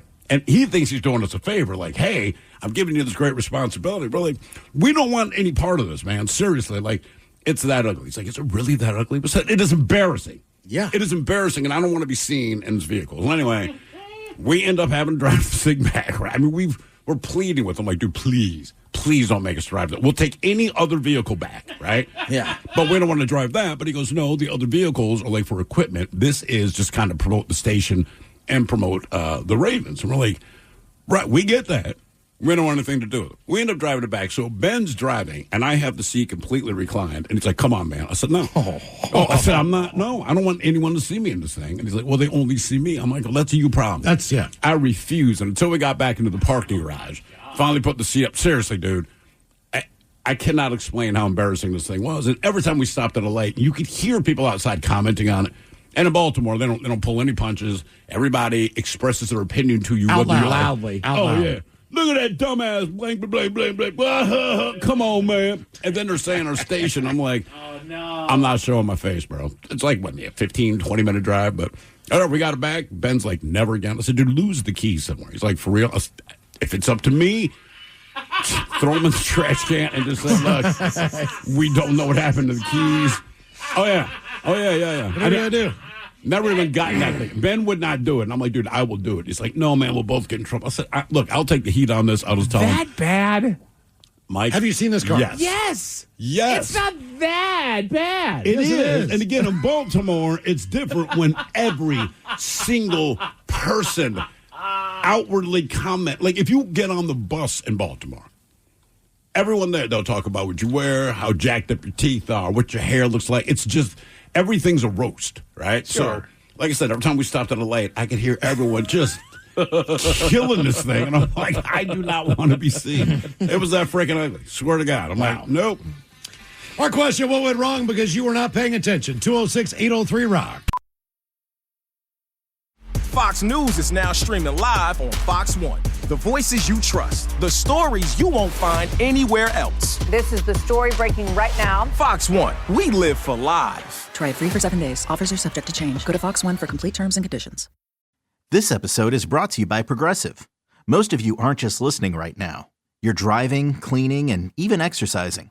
But what if you could be saving money by switching to Progressive? Drivers who save by switching save nearly $750 on average. And auto customers qualify for an average of 7 discounts. Multitask right now. Quote today at Progressive.com. Progressive Casualty Insurance Company and Affiliates. National average 12-month savings of $744 by new customers surveyed who saved with Progressive between June 2022 and May 2023. Potential savings will vary. Discounts not available in all states and situations. What kind of programs does this school have? How are the test scores? How many kids do a classroom? Homes.com knows these are all things you ask when you're home shopping as a parent. That's why each listing on Homes.com includes extensive reports on local schools, including photos, parent reviews, test scores, student-teacher ratio, school rankings, and more. The information is from multiple trusted sources and curated by Homes.com's dedicated in-house research team. It's all so you can make the right decision for your family. Homes.com. We've done your homework. Presented by T-Mobile, the official wireless partner of Odyssey Sports. With an awesome network and great savings, there's never been a better time to join T-Mobile. Visit your neighborhood store to make the switch today. Overpriced phone plans? Overcomplicated contracts? Unnecessary features? Yeah, they don't do that at Tello. In an era of overpriced everything, they keep things simple. They've got flexible and affordable phone plans from $5 up to $25 a month. At Tello, everything is online, right at your fingertips. Simply pick the plan that suits you best, and you can always upgrade or downgrade without any cost. Trust me, you're one SIM away from amazing wireless savings. Discover more plans on Tello.com. That's TELLO.com. Title of the article is, Why Does Your Brain Go Blank? The answer is, like you said, Steve, meetings. I'm telling you, man. Zoom. And honest to God, as you go, I read through this article and I'm like, this is why your mind goes blank in meetings. Yeah. It'll make sense. No, it really does. Sometimes your brain seems like it's not working. That might actually be a sign that it's doing its job very well, according to popular science. They say, according to a study published by cognitive neuroscientists, mind blanking, those strange moments where nothing's going on upstairs, might occur between 5% and 20% of the time. These are those moments when you just zone out, don't remember what you were thinking, just stop paying attention. Think about it this way. When you walk into a room and go, why did I walk in here? Mm-hmm. Oh, man. I read and then you something stop about for that. a minute, and it takes you about, and then 20 seconds later, maybe you have to walk out first. Then you'll Walk figure back out. The one thing I read about that, it's a transitional something, and it's the idea that if the thing you need to do in the other room or the thing you need to grab in the other room is not of paramount importance, your brain, just the way we operate, when you step from one place to another, even if you're just walking from your living room to the kitchen, for whatever reason, when you step into the kitchen, your brain kind of restarts again, right? So now but you forget why you went into the kitchen. All you know is that you need to be in the kitchen. Now you're in the kitchen, but you have no idea why the hell you're there. And they said it's just a weird thing. Once you walk through a room, for whatever reason, that's why it happens. You laughing at me sitting so close? Yes, Yeah. Sorry. I mean, look, I assume I know why, but it's just odd. We're working You're right on next to some him. stuff, all right? Mike said, hey, man, just slide a little closer, Miles, as we work on this stuff. And I said, man, that's fine. But I thought you were just thinking I was sexy. I thought he was looking at your computer, but I'm like, he's talking. He's finishing a thought. No, I'm just... One more thing I got to do at the next break, too. Yeah. One more thing I got to do at the next break. What? Oh, my God. That's all I'm thinking. All right. That's all I'm thinking. Okay. Then if that's the resolution to this... yeah, I can see why. Is it possible that I think this is perfect. Yeah. Anyway. Yeah. Anyway, moving on. We'll explain it later. What's as close as you are now, you can't be farting. That would be What do you mean I assault. You're so close to Miles. I wish I had to fart right now. To me, I this is don't. the place to do it. I know. Yeah. I do it on the elevator when we're in there. I walk in the Yesterday- BD's office. yeah. I'll blow it out in Yesterday, there. I want to show him something on my computer, right? But I'm eating a cup of clam chowder. And he farts all the way around the desk and then gets as close as he can to me. And I've got my mouth open, like with a spoon in my mouth. And I'm just basically eating his farts. You're welcome. And clam chowder. And clam chowder. That just seems like the worst thing to have. It really does. For whatever reason, clam chowder might be the last thing I want to eat when someone else farts. Sorry, man. Sometimes when he farts in the office, if I have my lunch, I'll just get up and leave. I'll just put the top back on. Like I'll come in here, look at this computer. What went wrong because you weren't paying attention? 206-803-ROCK. I don't know why, but it is making me nervous. Like what? What do you want? I know. I feel uncomfortable sitting here. All right, good. I don't like it. It's just too close. It's like we're pilots or something. Right? Hello, Conrad. Welcome to the men's room. Hola, boy. Hola. All right. So this is back when I was young and dumb. In high school and college, my summer job was working on the railway. We were double tracking the CP mainline up in interior British Columbia, kind of in the middle of nowhere. I was working with a group of about 10, 12 guys in our section gang. Anyway, my job was after they built the skeleton track, I'd go behind and put on these J-hook anchors around the railway ties to keep them straight so they didn't get crooked. And I'd tap them on with a hammer and come back later with the machine and clamp them on. So this day, I think it was like the summer of '86, I'm bent over, tapping on these J-hooks, and all of a sudden I see that in my peripheral vision, this big, fluffy, black bundle of stuffed animal, which I thought it was. When I opened up, it's a beautiful young bear cub. And he was only like 4 or 5 feet away from me. And it was so fluffy and so cute. It was so passive. I just wanted to go touch it and pet it. I mean, that's the first reaction I had. Yeah, that's the normal reaction. Did you think the mom might be around? Thank you. It's a cub. Yeah. Well, that's the thing. It didn't clue into that. That's the dumbass part comes in, right? So I start taking. Oh, look at the little baby bear! Come here, fella. Come here. Yeah. Exactly. So I see my crew is about 50, 60 yards to the south of me down the track. They're waving their arms back and forth, like crossing their arms. They start pointing at me, and I stand up like, what's the problem, guys? What's going on? And that's when it clues into me like, uh-oh, if there's a cub, that means mom is not far behind. Yes! So I turn around. I turn around. There's the mama bear. Big, huge-ass bear. Holy smokes. Oh, bear. Big-ass bear. A big, huge ass, yeah. It's sucker's staring me down, and I took a quick look at the cub, and by the time I look back at the mama bear, she's starting to charge at me. Oh. So I start running towards the guys at the section gang, thinking, oh my God, I got to outrun this thing. Don't fall, don't trip. I'm wearing, big, heavy steel toe boots, running into this gravel, and I'm just spitting it up, and I'm like, I'm going to die. This is the last day of my life. I'm like, what's going to happen? And at the same time, the guys from the crew, one of the guys drives these great big John Deere tractors with a bucket on it. He starts boogieing towards me on the track. Okay, hopefully we can catch it. So I do a shoulder check about 20 to 30 seconds into my run, and now the mama bear has passed the cub and split that gap of 60 yards, and he's only like 30 yards behind me now. And I'm like, oh, my God, it's so close. It's so close. Anyway, I meet up with the tractor, get in there, jump in the bucket. He raises the bucket up like 10 feet in the air, and the mama bear stops about 15, 20 yards from us and just opens its mouth. And I expected a louder growl, kind of like a lion would do. He made a grunting sound, but it wasn't as loud as I thought it would be, but it was still pretty intimidating seeing that wild bear that close. I thought you were going to tell me the mama bear kept running and ripped him out of the cab. And hi. No. Hey, I want to thank you for keeping an eye. Wow, man, that is that? Yeah. I'm assuming that's the closest you've been to a bear. What's that? I'm assuming that's the closest you've ever been to a bear. Closest I've ever been to a bear, other than in a cage, and then to death too, I would say, because that was pretty much a sure thing. If I were another 15, 20 seconds, or if he was further away, I mean, the guys were further away, I don't think I could have outrun it. I was exhausted by then. It's probably a 45-second sprint in work gear, and I don't know if I could have gone much further. So if you've ever been up to Whistler, they have a giant tram that goes from one side of the mountain to the other. Yeah. It's pretty high up there, but it's all snow covered, so you can see everything. I saw 3 bears on that one ride over. Black bears?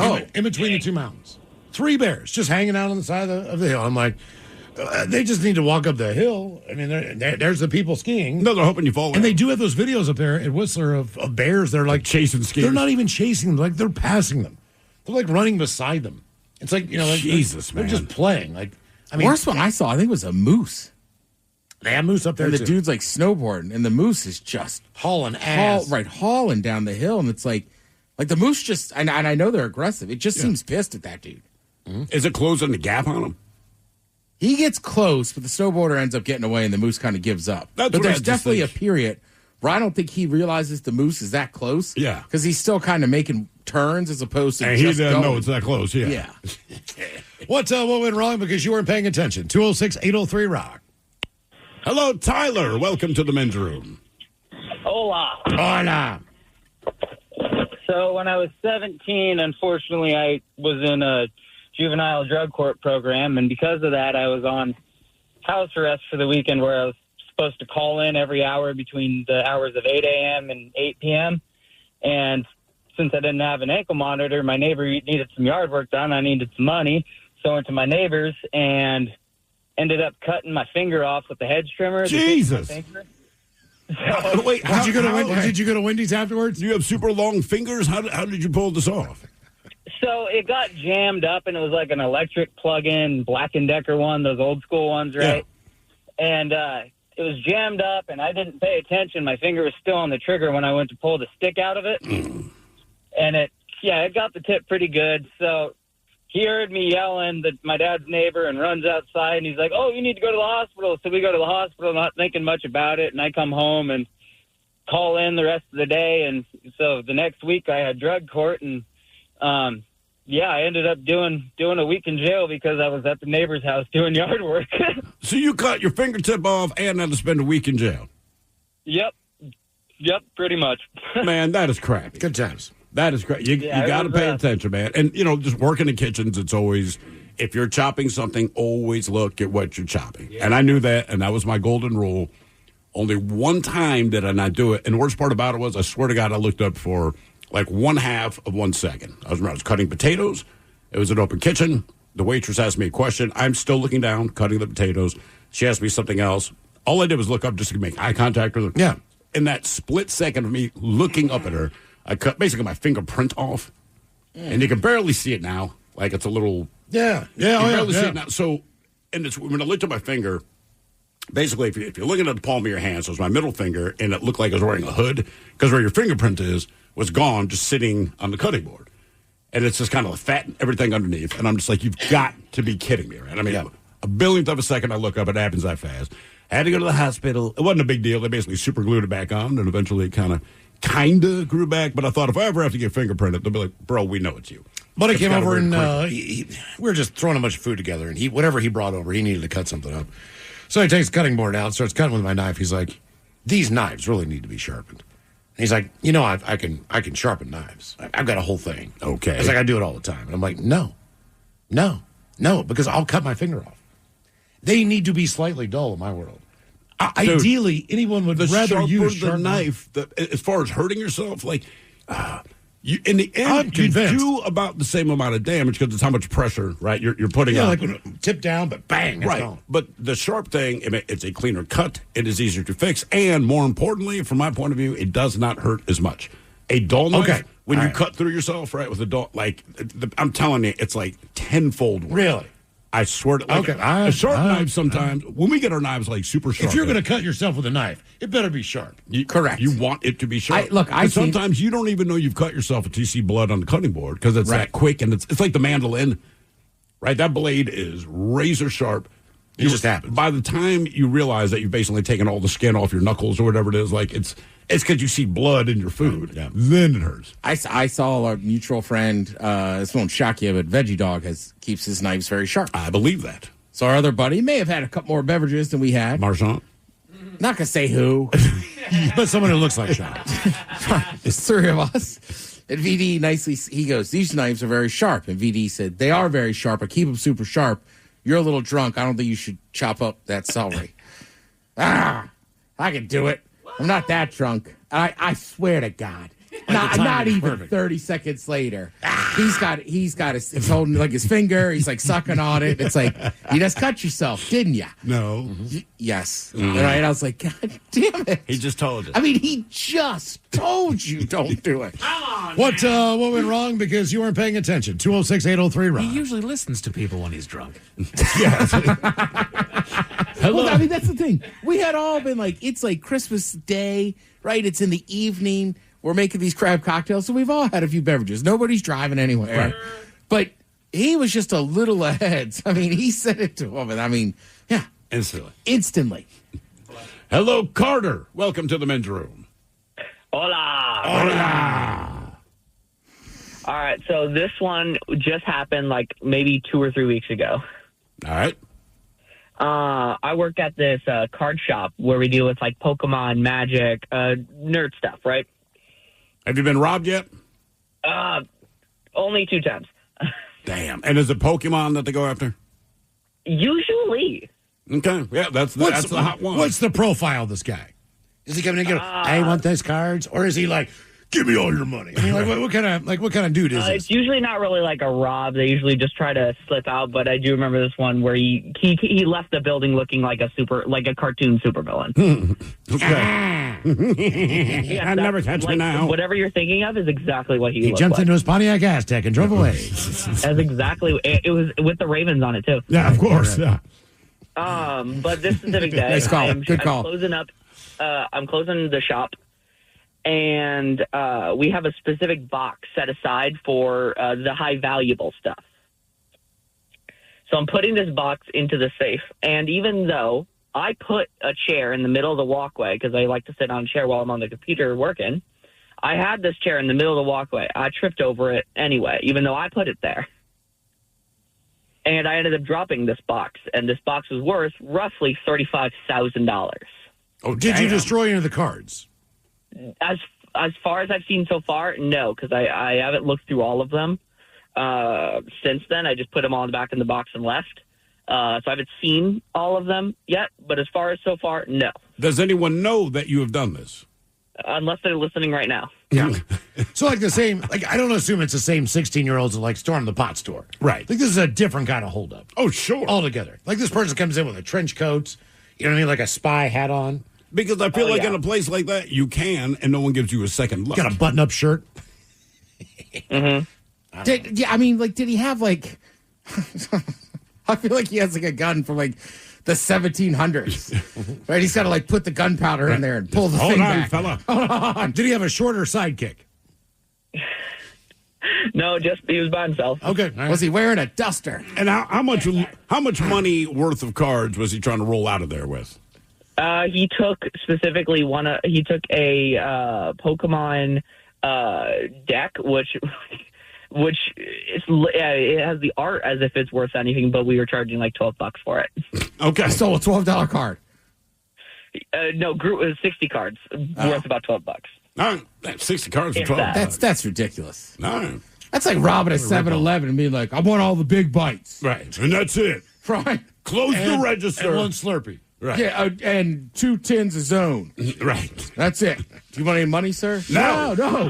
Hell no. No. I'm going to freeze all this stuff. Southwest Airlines is on the defense after Throw it into keto. After 2 blind passengers found themselves left behind by an Orlando-bound plane. Oh. The mishap that ended with a pair flying to the city solo on their own. Basically, they were on a private flight. Camille Tate and Sherry Brunn, both from Florida, had booked a July 14th flight from New Orleans to Orlando. And they waited at the gate as the flight was delayed for 5 hours. While other passengers were quietly shifted to an earlier Orlando-bound flight. Don't let the blind people know they're by off the plane. Damn. Don't tell the blind. Yeah, Tate and Brunn were at the original gate, unaware of the change. The two say they missed the memo, literally, because no one verbally informed them of the rebooking. And they posted visuals. They said those are useless to passengers who can't see. The result, they boarded their intended flight to discover they were the only ones on board. You're the only 2 people on this flight because they forgot about you. A gate agent reportedly told them. Damn, we don't have to tell them that. Well, they wouldn't know. While That's what I'm Southwest saying. ultimately got them to their destination, the airline's apology included just a $100 voucher each. Since, as a spokesman put it, the woman technically did complete their journey. Tate and Brunn, however, say the ordeal highlights a larger problem. The way they help their customers who require additional assistance just needs to change a little. They said, How did nobody say anything to him? I was asleep at a gate once, and a guy woke me up and finally said, hey, man, I think they changed your gate. You should get out. that was a passenger. Right. So, but you can see these people are blind. That's what I'm There's saying. no way you None of the passengers. There's no way you can't Not see one them. of them. My Right, thing is, They got the sticks and the stuff. I would have been like, hey, guys, they're changing our gate. You know what I'm talking about. here's my question. They got the Why, if the you're bangy stick. blind, why would you book a flight on Southwest? Don't you just kind of pick what... You were going to sit in someone's lap and you don't even know it. That's what I'm saying. Just like any other airline, you have assigned seats. They will help you get That's how you get a good seat. Southwest. Yeah. It's dude, it's a free-for-all and you're blind. That's how you get a good seat. Dude, though. I'm sitting here, man. It just seems like a really bad idea. What if it's like getting on a bus, though? All of a sudden, a blind guy gets on there excuse me, sir, could you please move so that we can seat this gentleman here? Well, they do that. There you go. And So also- that's why they would do Southwest. But somebody knows. They got the wraparound glasses. For some reason the light comes into the sides of their eyes, even though they're blind. And they got the stick. You should know. Yeah, why do you wear sunglasses if you're blind? Cane. No, it's a Because stick. sometimes the eyes It's look not a cane. different. Because it's Oh, right, 4 right, feet right. in front of them. Actually, first time I saw the eyes of someone blind was Stevie Wonder, and I can't remember. He was being interviewed by someone. It's blind stick. And for 1 second, he lifted up his shades. He was kind of making fun of someone. He lifted up his shades. I was a kid when I saw this, and I was like, "What is going on back there, man?" Would you trip the blind guy in the bus? Did he have a stick? Yes. Yeah, see? See? He had a cane, Miles. How does he know when to get off? Oh, they'll say it. They'll say it on the bus. No, they do not. Now approaching. Yeah. Royal Brew. Yeah. Yeah. Huh. Yeah, and then you push the button and it's like, now it tells you to remain seated until the bus comes to a Yeah, I guess they say 30. You were on a bus with a dog. You don't think a blind guy can figure out how to get off? The dog knew where to get off because he was looking out the window and he saw the park and he Well, I just. bet the blind person, besides the fact they announced The it, dog can see. well, he probably knows how many stops are in between. Do you know what they give blind people so they can figure out where to go? A dog. The one that blew my mind was the blinded deaf guy on the light rail. That time that I came up to see you, Ted, before we went over to Olaf's, there was a blind and deaf guy. He actually had a pin that was like, I'm blind and deaf. Okay. And he was on the train going all the way up there. I was like, how does he know what stop is this? Right. And he waited until it came into the stop and he stood right up. He knew it. He knew. He knew. Hang on. In your defense, back then, Northgate was the last It was stop. the last stop. But how do you know it's the last stop? Because the train turns around and goes the other direction. Because he started But that's what I'm settling. saying. By the time I would figure it out, I'm at the stop before the last stop. Like the train was rumbling into the station, and he was clearly getting ready to stand up. He was collecting his things. He knew that was where he was the stopping. other side of his pen said, psych. It's like that moment when I was on that train, realized this is not the direction to Vancouver. I'm going to the wrong Vancouver. Got to read the whole pen. Who's Next Last is Tiny coming up print. at 4:30. I can read fine. And we got your emails on the way next to the men's room at KISW.com. Fox News is now streaming live on Fox One. The voices you trust, the stories you won't find anywhere else. This is the story breaking right now. Fox One, we live for live. Try it free for 7 days. Offers are subject to change. Go to Fox One for complete terms and conditions. This episode is brought to you by Progressive Insurance. What if comparing car insurance rates was as easy as putting on your favorite podcast? With Progressive, it is. Just visit the Progressive website to quote with all the coverages you want. You'll see Progressive's direct rate, then their tool will provide options from other companies so you can compare. All you need to do is choose the rate and coverage you like. Quote today at Progressive.com to join the over 28 million drivers who trust Progressive. Progressive Casualty Insurance Company and Affiliates. Comparison rates not available in all states or situations. Prices vary based on how you buy. What kind of programs does this school have? How are the test scores? How many kids do a classroom? Homes.com knows these are all things you ask when you're home shopping as a parent. That's why each listing on Homes.com includes extensive reports on local schools, including photos, parent reviews, test scores, student-teacher ratio, school rankings, and more. The information is from multiple trusted sources and curated by Homes.com's dedicated in-house research team. It's all so you can make the right decision for your family. Homes.com. We've done your homework. Overpriced phone plans? Overcomplicated contracts? Unnecessary features? Yeah, they don't do that at Tello. In an era of overpriced everything, they keep things simple. They've got flexible and affordable phone plans from $5 up to $25 a month. At Tello, everything is online, right at your fingertips. Simply pick the plan that suits you best, and you can always upgrade or downgrade without any cost. Trust me, you're one SIM away from amazing wireless savings. Discover more plans on Tello.com. That's TELLO.com. Presented by T-Mobile, the official wireless partner of Odyssey Sports. With an awesome network and great savings, there's never been a better time to join T-Mobile. Visit your neighborhood store to make the switch today. Fox News is now streaming live on Fox One. The voices you trust, the stories you won't find anywhere else. This is the story breaking right now. Fox One, we live for live. Try it free for 7 days. Offers are subject to change. Go to Fox One for complete terms and conditions. This episode is brought to you by Progressive Insurance. Whether you love true crime or comedy, celebrity interviews or news, you call the shots on what's in your podcast queue. And guess what? Now you can call them on your auto insurance too with the Name Your Price tool from Progressive.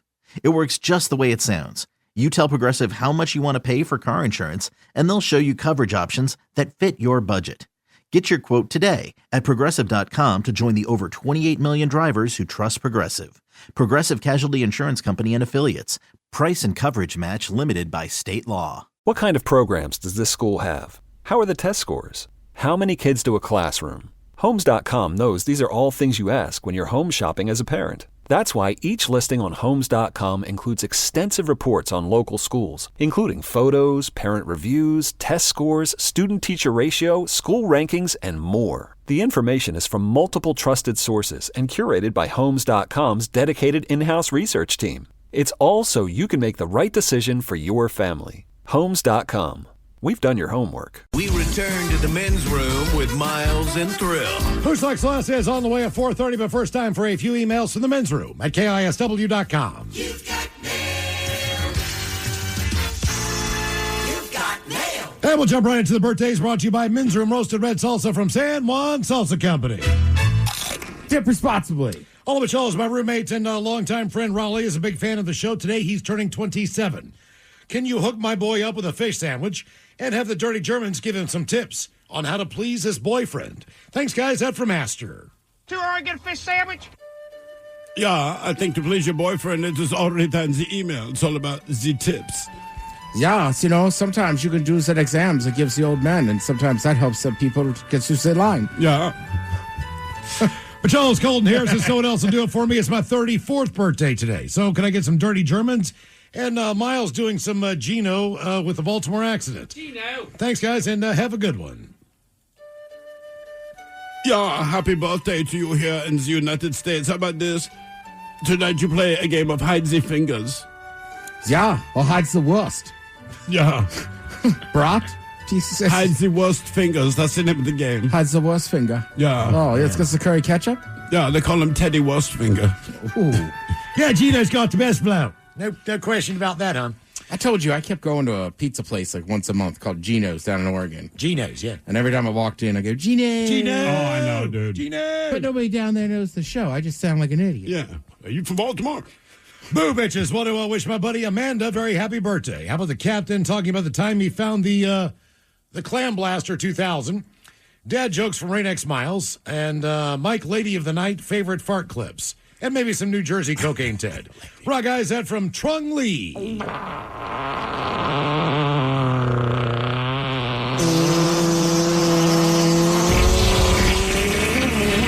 Oh, my God. Ooh, well, ahoy there. I'm not sure how that rumor got started about the Clam Blaster 2000. Everyone's always asking me about it. There is no Clam Blaster 2000. But I guess the confusion stems from the Quaker Oatsman bachelor party, where he, along with me, Mr. Peanut, the Kool-Aid Man, Snap and Crackle, Pop's a bit of a bitch, Toucan Sam and the Pillsbury Doughboy all agreed to blast 2,000 clams.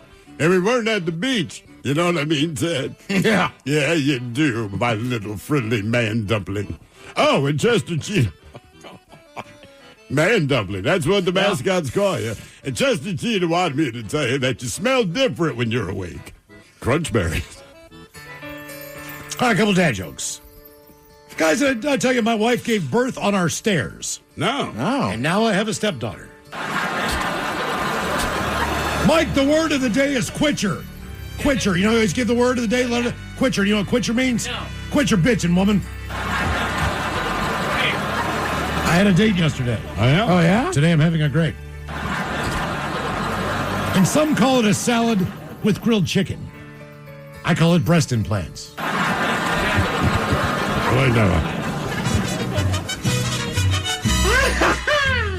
All right, man. Coach said, no, hey, he goes to Jersey. You know what he does? He drinks Jager Bombs. He goes out there. He is the Clam Blaster. All right, that's what they call me down to the Jersey Shore. Give me a slice. Give me some pretzel nuts, huh? Let's get it all together. Jager Bomb for you, Jager Bomb for you, Jager Bomb for everybody.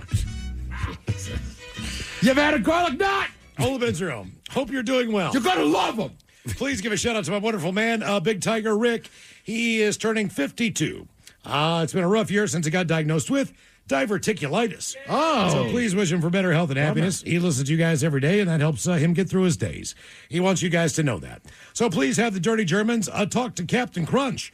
He had his first surgery last month, and now he carries a dung bag temporarily. Happy birthday, my love. That from his wife, Diane/D. Oh. Yes, since the captain's back in support, huh? Ahoy, man dumpling.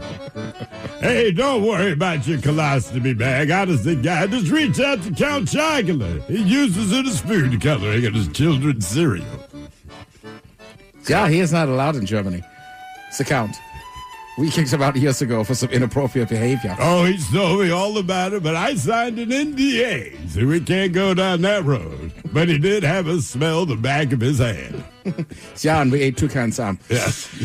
Charles, congratulations on 20 years of doing great stuff. I'd like to wish my better half, John, a happy 54th birthday today. Gonna get you guys talking all over yourselves about approaching this stage of life, the mid-50s. And oh my God, dude, what the hell is that? And maybe some dirty Germans. How to top it off. This is from his younger, sexy, hot girlfriend, Raina, who's 46. I'll thank you guys much appreciated, and keep on rocking. Yeah, so for your birthday, we do not care. I want to understand this is Raina and tries the 46th position. Yeah, it's the 46th position. Says it involves 10 fingers? Yes, it does. Oh, 11 if you bring the weird one. Yeah, or 20. Yeah. All right, guys, here you go. Happy, happy, happy birthday. Happy, happy, happy birthday. Happy, happy, happy birthday to you, to you, to you. On Fox 1, you can stream Fox's biggest moments live. Get out! Bigger. I can feel the sweat, and I can smell it a little. Bigger. That was genius. Yeah, that's what we talking about. Fox 1, we live for live. Streaming now. This episode is brought to you by Progressive Insurance. Whether you love true crime or comedy, celebrity interviews or news, you call the shots on what's in your podcast queue. And guess what? Now you can call them on your auto insurance too with the Name Your Price tool from Progressive. It works just the way it sounds. You tell Progressive how much you want to pay for car insurance, and they'll show you coverage options that fit your budget. Get your quote today at Progressive.com to join the over 28 million drivers who trust Progressive. Progressive Casualty Insurance Company and Affiliates. Price and coverage match limited by state law. What kind of programs does this school have? How are the test scores? How many kids do a classroom? Homes.com knows these are all things you ask when you're home shopping as a parent. That's why each listing on Homes.com includes extensive reports on local schools, including photos, parent reviews, test scores, student-teacher ratio, school rankings, and more. The information is from multiple trusted sources and curated by Homes.com's dedicated in-house research team. It's all so you can make the right decision for your family. Homes.com. We've done your homework. Presented by T-Mobile, the official wireless partner of Odyssey Sports. With an awesome network and great savings, there's never been a better time to join T-Mobile. Visit your neighborhood store to make the switch today. Overpriced phone plans? Overcomplicated contracts? Unnecessary features? Yeah, they don't do that at Tello. In an era of overpriced everything, they keep things simple. They've got flexible and affordable phone plans from $5 up to $25 a month. At Tello, everything is online, right at your fingertips. Simply pick the plan that suits you best, and you can always upgrade or downgrade without any cost. Trust me, you're one SIM away from amazing wireless savings. Discover more plans on Tello.com. That's TELLO.com.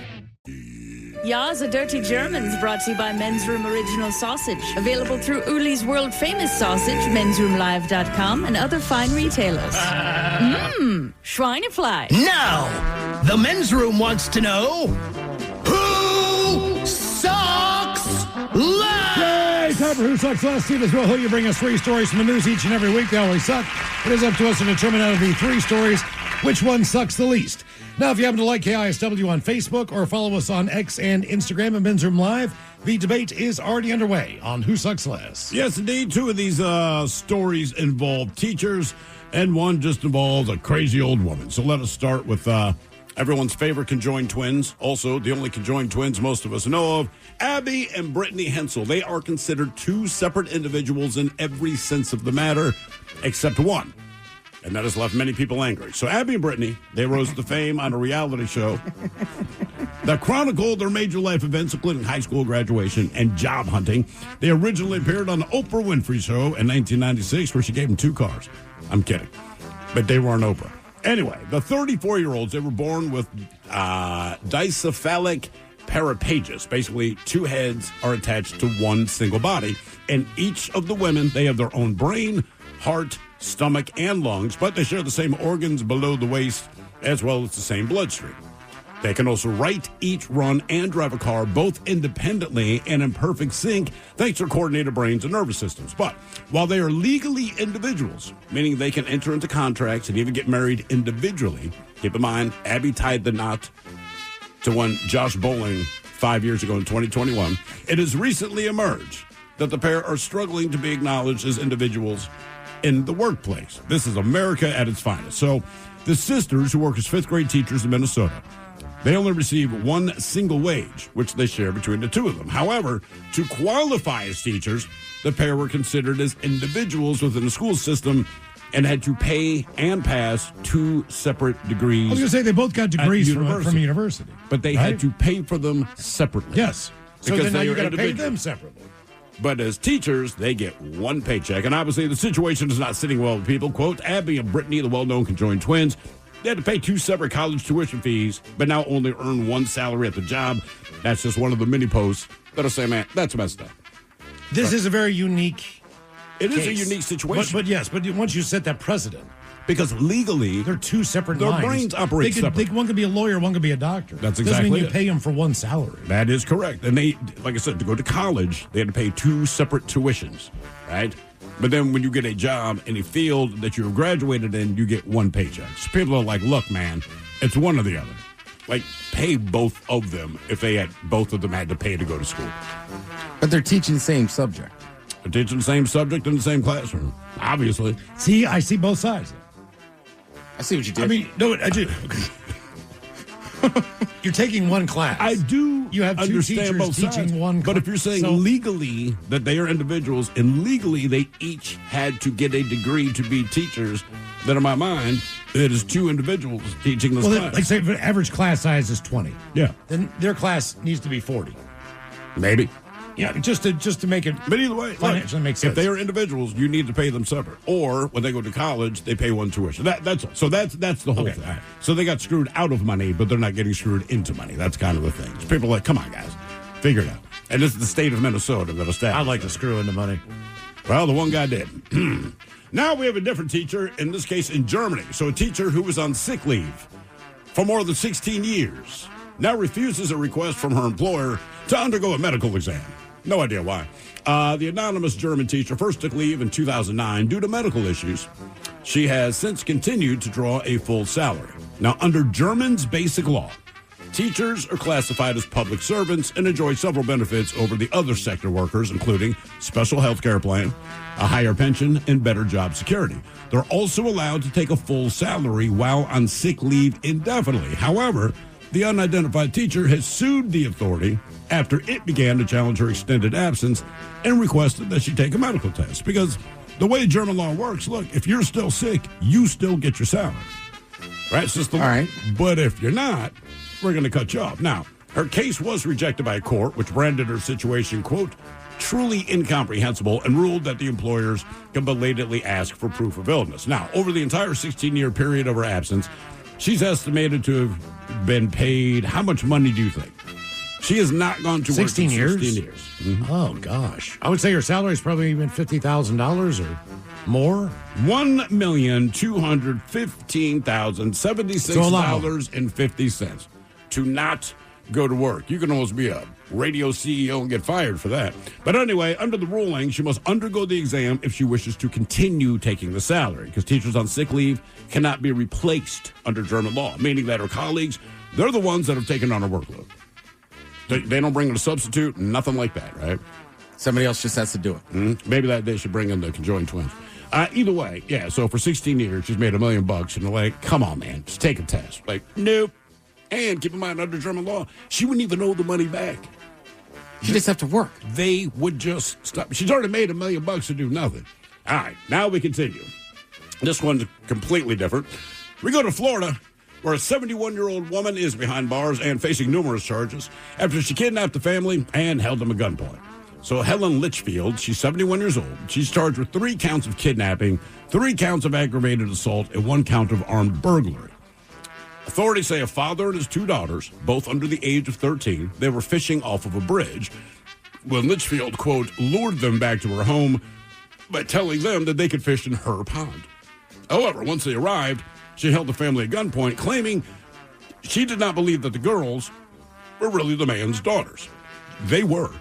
Now, while the family insisted they were indeed related, Litchfield did not believe them. She searched their car while still holding them at gunpoint. Now, investigators say the incident ended after Litchfield's roommate helped guide the family to a fence while the suspect was distracted. The father and daughters then ran away. Anyway, she was arrested and taken to the local jail. Is she nuts? Yes. I'm saying, like, mentally. look, I don't know. Is she drunk? But she's holding them at gunpoint to say, I don't believe these are your kids. You may or may not believe some of your kids, but the girls were not in distress.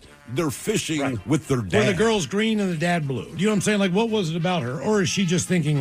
I think she's just insane. Making stuff up. He could have adopted, like, 2 Asian kids and he's black. It doesn't matter. They weren't under I any understand. duress at all. That's why I'm trying to figure out her mental capacity. Like, was there some logic to this or not? No. Okay. No. I mean, to me, that's scarier than getting somebody sticking you up for money. That like, at any point, she's going to shoot that gun at that guy. That is insane. So we have the conjoined twins who looked. No matter how you're going to slice it, man, you got to make one decision or the other. All right. So they had to pay 2 college tuitions to get their teaching degree, got their teaching degree, got a job as a teacher, and get 1 paycheck. You have the teacher in Germany who we cannot say is not sick, but refuses to take a medical test and has made over $1 million to not go to work for the last 16 years. And finally, crazy woman in Florida who just decided to hold this guy at gunpoint because she doesn't believe I'm going to assume that Abby and Brittany came to the logical conclusion that they would have to get the same degree and do the same things. They both had an interest in, just based on the fact that... I imagine they share a lot of interest. So that they can go to work. Exactly. So like one's not, long-haul truck driver and the other one's working in a McDonald's. Well, and they're trying to make their own way. Because you're, right. They can go on TV and make money, right? Did the teacher in Germany, is she saying she has cancer or something? They don't say. She's just been ill for 16 years. Leave. And German law is that they will receive a full salary while on sick leave indefinitely. They just ask that you prove she hasn't done sick. That's their law. She hasn't fulfilled an obligation, but they're still paying her. So that's kind of on them. Sure. If that's their law. That is their law. Look, if you don't show why, then that's the fault of the authorities who are in charge of that, the people who are paying her. It took them 16 years to ask. So, correct. So in this instance, on that story, she's just ripping them off, and they're doing nothing about the rules they made. Mm-hmm. So they're not following their own rules, so I don't think that one sucks as bad as the other ones. But also, I think it does suck a lot because that's ruining it for every other teacher that something bad happens. It just needs to legit take 3 months off. From the Board of Education, that was their point, which is the people that honestly have a problem, they're going to be heavily scrutinized. And look, I'm sure people have milked that system before. It's just she's gone 16 years. Maybe her back hurts like Mika Parsons. Okay. With the conjoined twins, I'm not sure. I'm not sure. I blame the university. But why charge them both? Because here's the reason the university charged them both. Because by law, they are 2 different, like legally, they are 2 different people. So it might as well be mean. Look, conjoined or not, if you are recognized as 2 separate people, the university, and obviously they're milking them, but they go like, look, that's the law. You are legally recognized as 2 different people. It'd be the equivalent of you and I signing up for the same class. So why wouldn't the Department of Education feel the same way? I don't know. So if legally they are 2 separate people, then the Department of Education can't say... But they did. That they aren't. But they did. I mean, that's the whole thing. Right? Like I said, you can see both sides of the argument, but it's like, look, if this is legally what the precedent is, but you're not obligated to follow that law, then why can't I take a dump in the middle of Home Depot? I mean, I think the woman that held the father and his kids at gunpoint is the worst. I would agree. Without question. I think the conjoined twins, I think that sucks the least. I'm just going to say it. It's too weird. I don't know.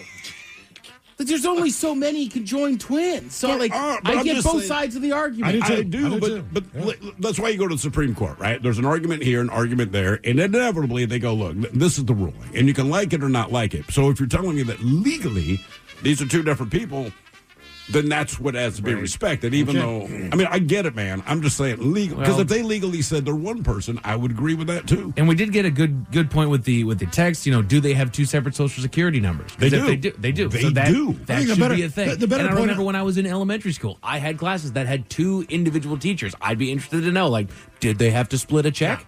Also, someone says... Hey, can you imagine being your first day of school and you got a 2-headed teacher? Okay, I was going to leave that alone. Right, what grade are they teaching? 5th grade, bro. It doesn't matter. It doesn't matter what grade it is. That's true. But I feel like high school kids, I could at least, as the principal, walk in there and go, listen. She's got 2 heads. We're not making 2-headed...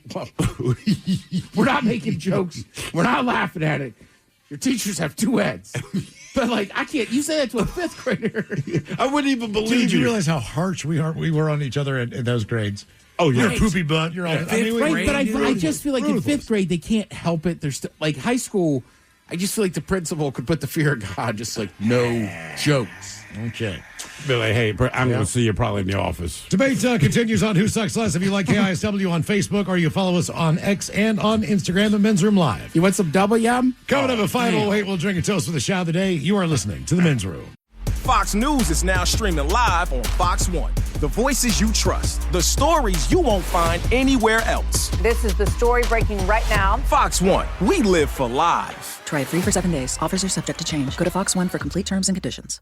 This episode is brought to you by Progressive Insurance. Whether you love true crime or comedy, celebrity interviews or news, you call the shots on what's in your podcast queue. And guess what?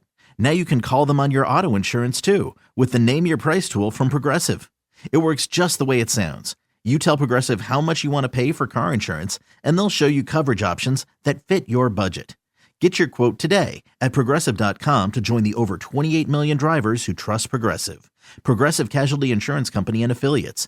Price and coverage match limited by state law. What kind of programs does this school have? How are the test scores? How many kids do a classroom? Homes.com knows these are all things you ask when you're home shopping as a parent. That's why each listing on Homes.com includes extensive reports on local schools, including photos, parent reviews, test scores, student-teacher ratio, school rankings, and more. The information is from multiple trusted sources and curated by Homes.com's dedicated in-house research team. It's all so you can make the right decision for your family. Homes.com. We've done your homework. Presented by T-Mobile, the official wireless partner of Odyssey Sports. With an awesome network and great savings, there's never been a better time to join T-Mobile. Visit your neighborhood store to make the switch today. Game day or any day, your fit says it all. Hit up MLBshop.com for the latest jerseys, caps, hoodies, and accessories to keep you in the game all year long. Rep your team, rep your city, rep yourself. Gear up and game on at MLBshop.com, the official online shop of Major League Baseball.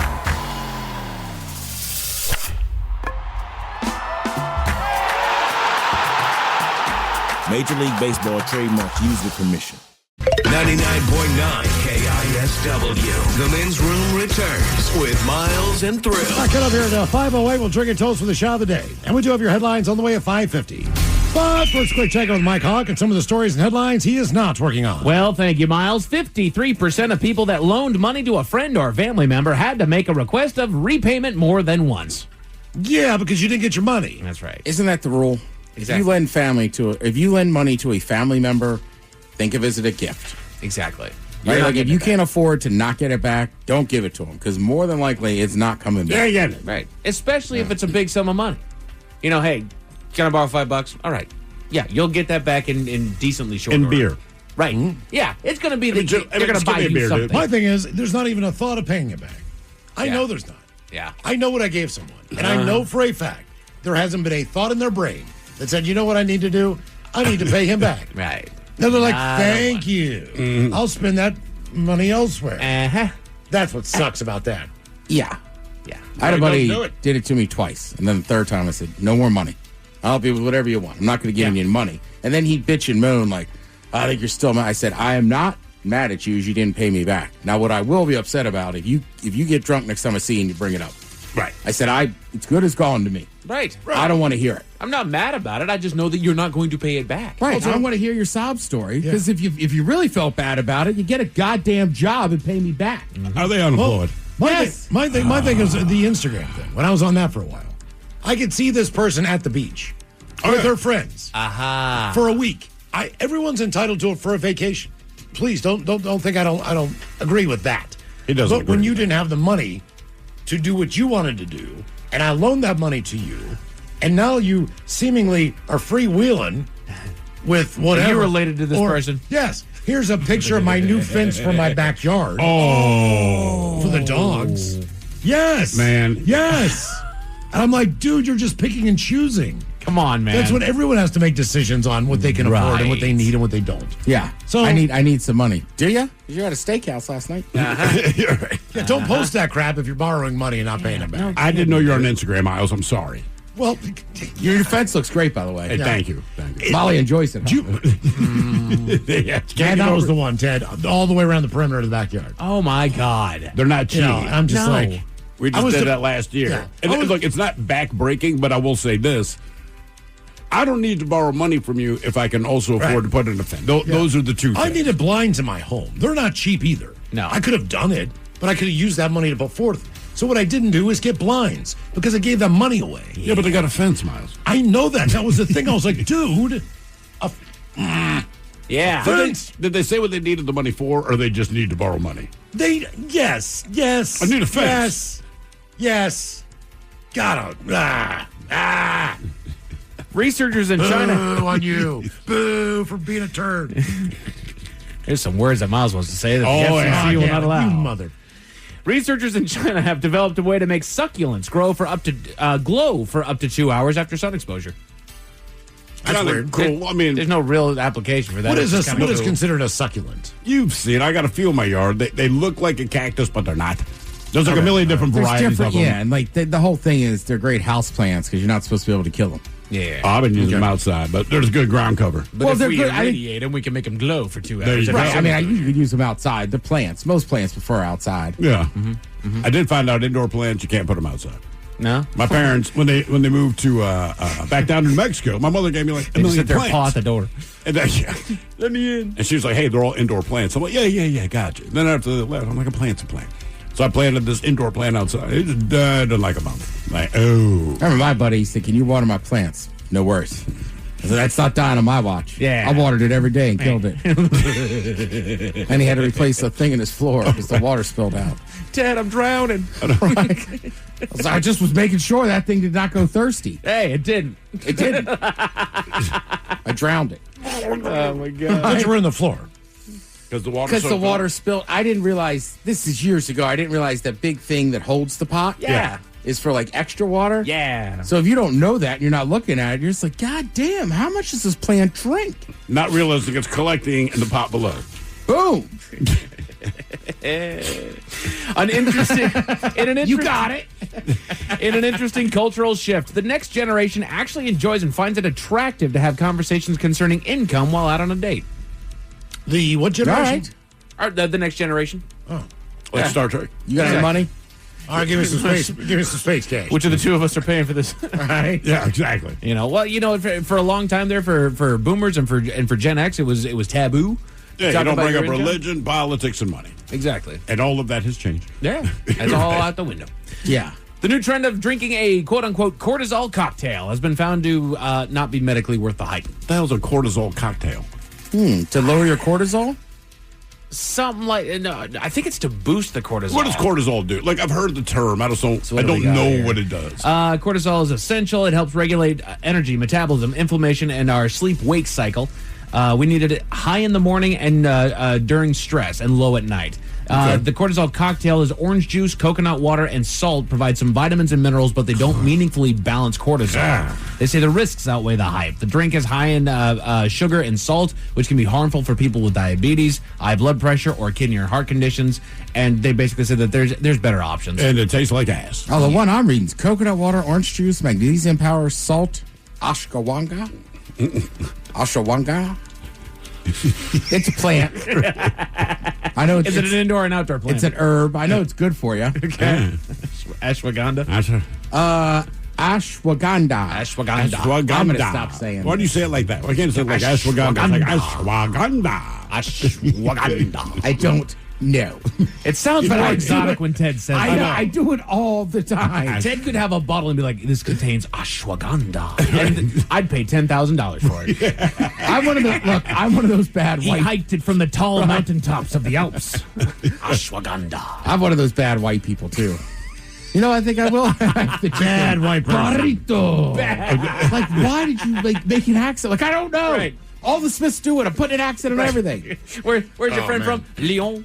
Yeah, you're right. I say it all the time. Leon. Do you say Paris? No, you say Paris.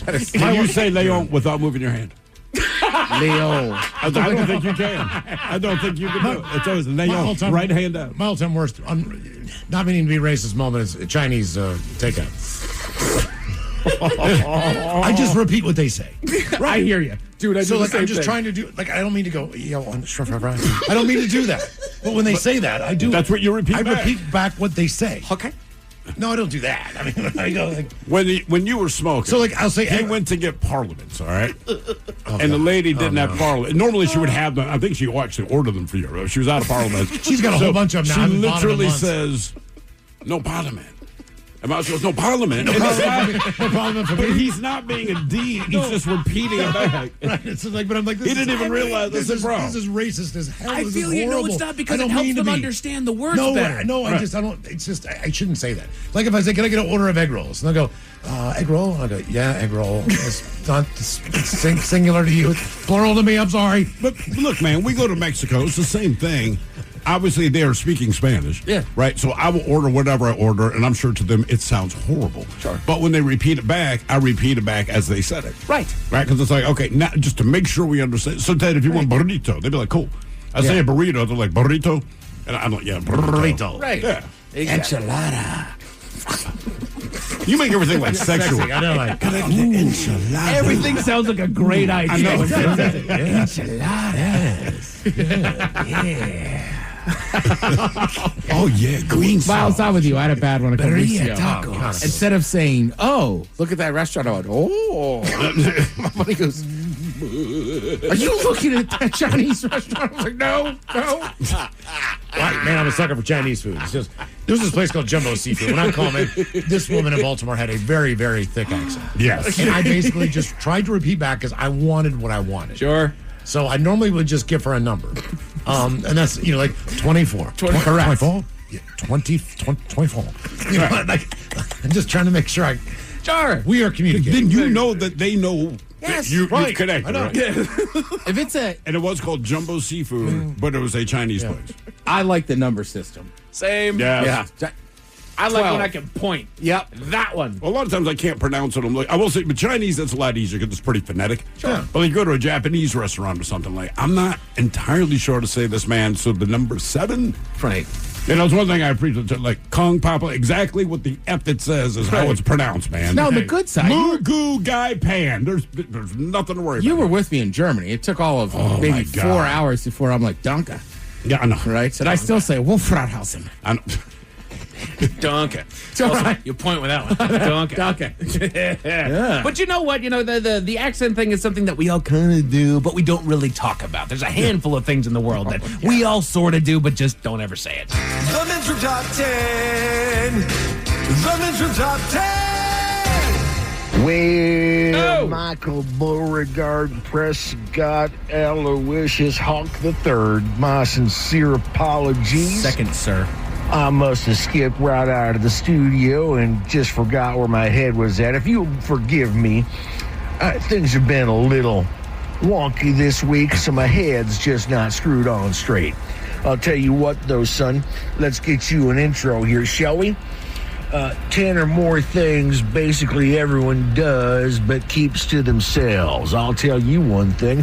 I was 13 or so years old, a budding young pervert, and I was asked by my next-door neighbors to babysit their cats while they were out of town. Well, one thing led to another, and because I'm curious as a cat, I went exploring, Michael.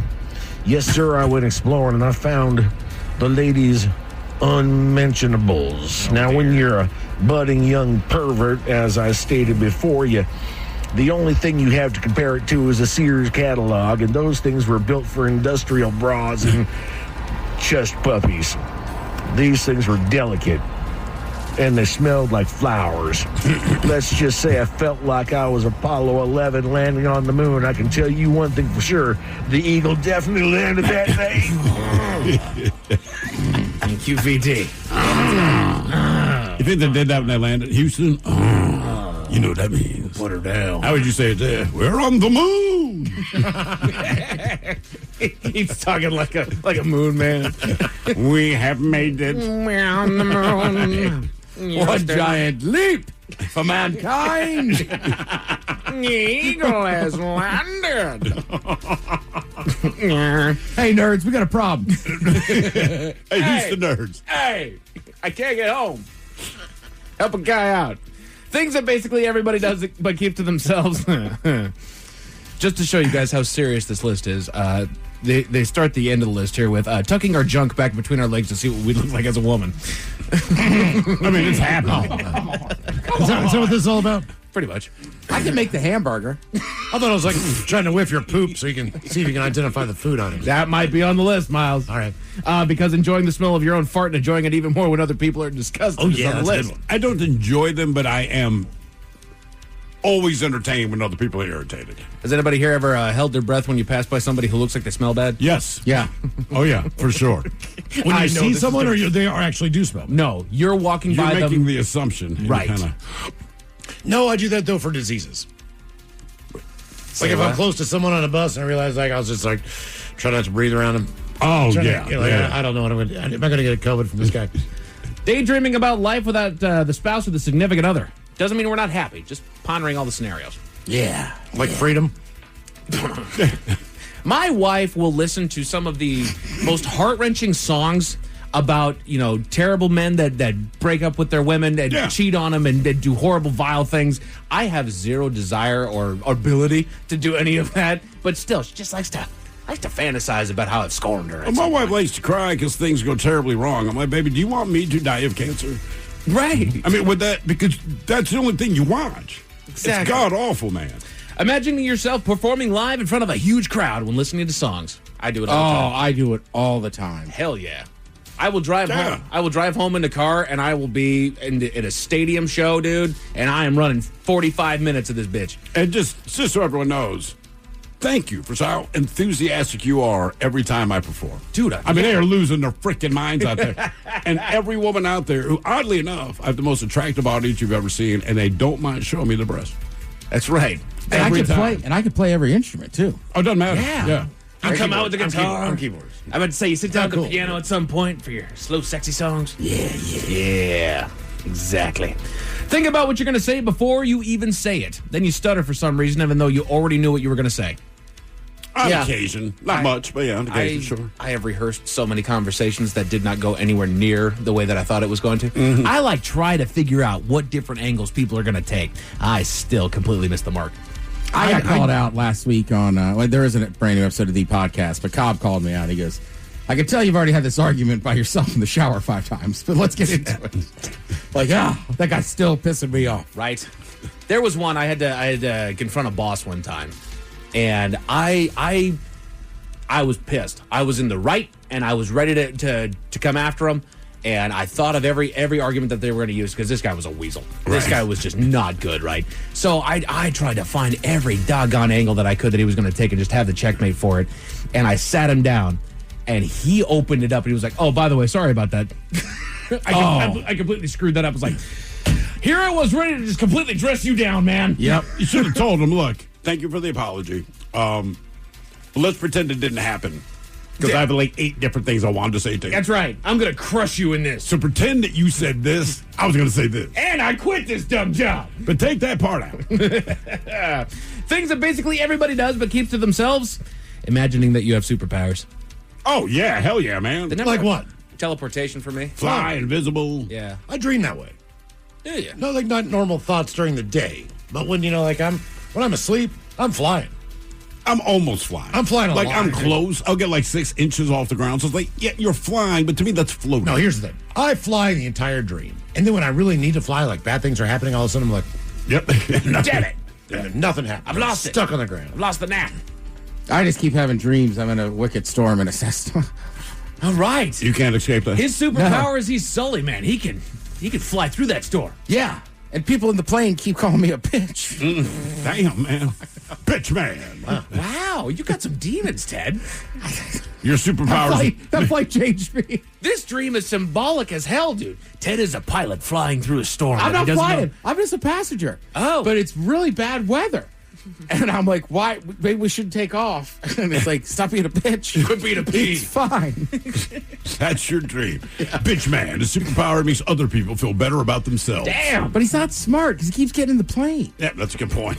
Sniffing our pits to check whether or not we stink. Yeah. Oh, yeah. I mean, that's common courtesy. You put your finger anywhere, you're probably going to smell it.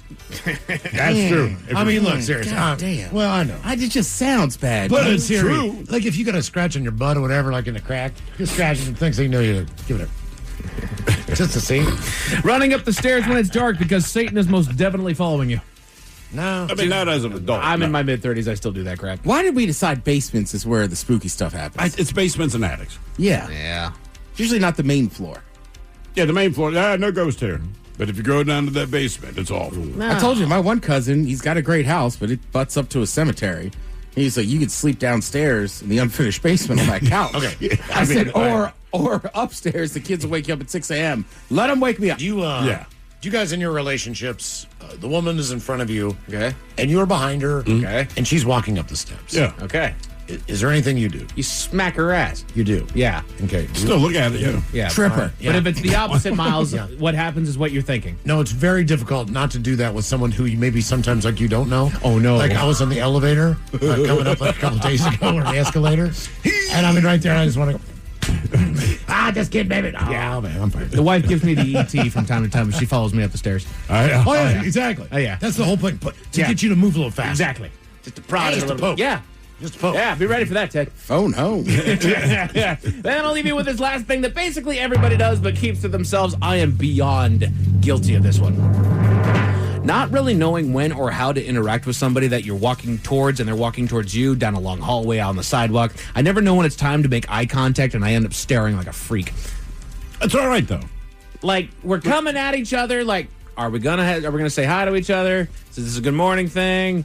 Are we just going to ignore each other and pretend like we don't exist? So I kind of always try to keep an eye, but I do end up just kind of like locking onto them, like, when are we doing this? If I've already said good morning to the person, I got nothing to say at all. Unless I've got something That's to say, my thing. right? Like, if I pass somebody 3 or 4 times a day, do I say hi every time? No. Hey, we've already talked.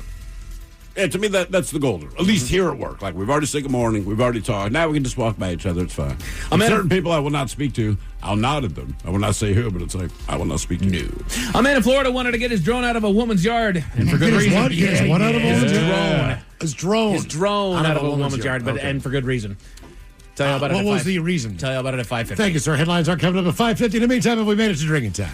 Somebody out there deserves to be recognized. And the men's room knows just who it is. So to you, we say, bottoms up, sailor.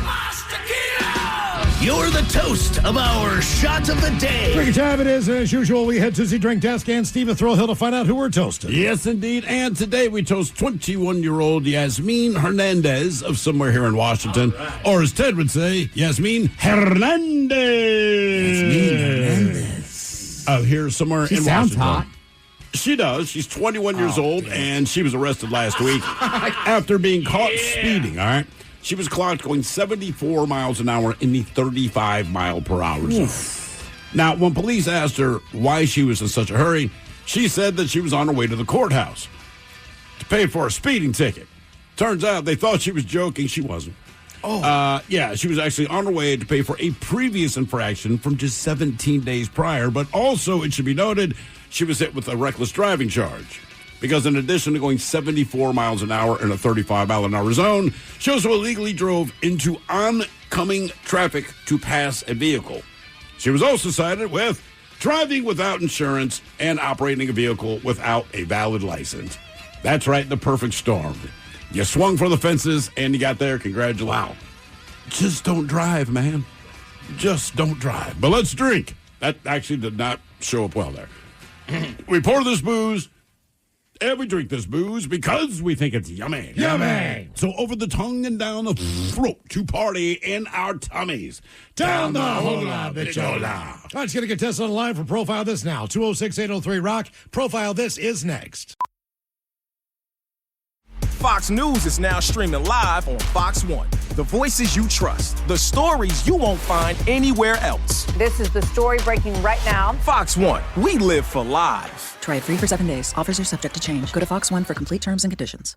This episode is brought to you by Progressive Insurance. What if comparing car insurance rates was as easy as putting on your favorite podcast? With Progressive, it is. Just visit the Progressive website to quote with all the coverages you want. You'll see Progressive's direct rate, then their tool will provide options from other companies so you can compare. All you need to do is choose the rate and coverage you like. Quote today at Progressive.com to join the over 28 million drivers who trust Progressive. Progressive Casualty Insurance Company and Affiliates. Comparison rates not available in all states or situations. Prices vary based on how you buy. What kind of programs does this school have? How are the test scores? How many kids do a classroom? Homes.com knows these are all things you ask when you're home shopping as a parent. That's why each listing on Homes.com includes extensive reports on local schools, including photos, parent reviews, test scores, student-teacher ratio, school rankings, and more. The information is from multiple trusted sources and curated by Homes.com's dedicated in-house research team. It's all so you can make the right decision for your family. Homes.com. We've done your homework. Overpriced phone plans? Overcomplicated contracts? Unnecessary features? Yeah, they don't do that at Tello. In an era of overpriced everything, they keep things simple. They've got flexible and affordable phone plans from $5 up to $25 a month. At Tello, everything is online, right at your fingertips. Simply pick the plan that suits you best, and you can always upgrade or downgrade without any cost. Trust me, you're one SIM away from amazing wireless savings. Discover more plans on Tello.com. That's TELLO.com. Presented by T-Mobile, the official wireless partner of Odyssey Sports. With an awesome network and great savings, there's never been a better time to join T-Mobile. Visit your neighborhood store to make the switch today. On Fox 1, you can stream Fox's biggest moments live. Get out! Bigger. I can feel the sweat, and I can smell it a little. Bigger. That was genius. Yeah, that's what we talking about. Fox 1, we live for live. Streaming now. You've finally broken loose from work. 3 friends, 1 tea time, and then the text. Honey, there's water in the basement. Not exactly how you pictured your Saturday. That's when you call us, Cincinnati Insurance. We always answer the call, because real protection means showing up, even when things are in the rough. Cincinnati Insurance. Let us make your bad day better. Find an agent at CINFIN.com. You don't just live in your home. You live in your neighborhood as well. So when you're shopping for a home, you want to know as much about the area around it as possible. Luckily, Homes.com has got you covered. Each listing features a comprehensive neighborhood guide from local experts. Everything you'd ever want to know about a neighborhood, including the number of homes for sale, transportation, local amenities, cultural attractions, unique qualities, and even things like median lot size and a noise score. Homes.com. We've done your homework. The Men's Room presents Profile This. And Stephen Throwhill, could you please start everyone out? Profile This is played. You bet your ass I can, Miles. It's a simple game where we share with you a real-life news story, something that happened right here on planet Earth. Earth. And as you listen to the story, based on the stereotypes you believe to be true of people and the decisions that people make, we'll ask you what it is you think makes the story a story. Now, today, you gentlemen will be facing off against one another since our caller dropped. Okay. They can kiss my ass. But today, you have your choice of 1 of 3 categories. We have Animalized This, where you guess the animal responsible for causing the problem. We have Seriously, where you guess the petty conflict that led to violence. And finally, today, we have License to Spill. Again? Once again, where you guess the substance responsible for creating the mess. Seriously? I'm as mad as hell. I'm not going to take this anymore.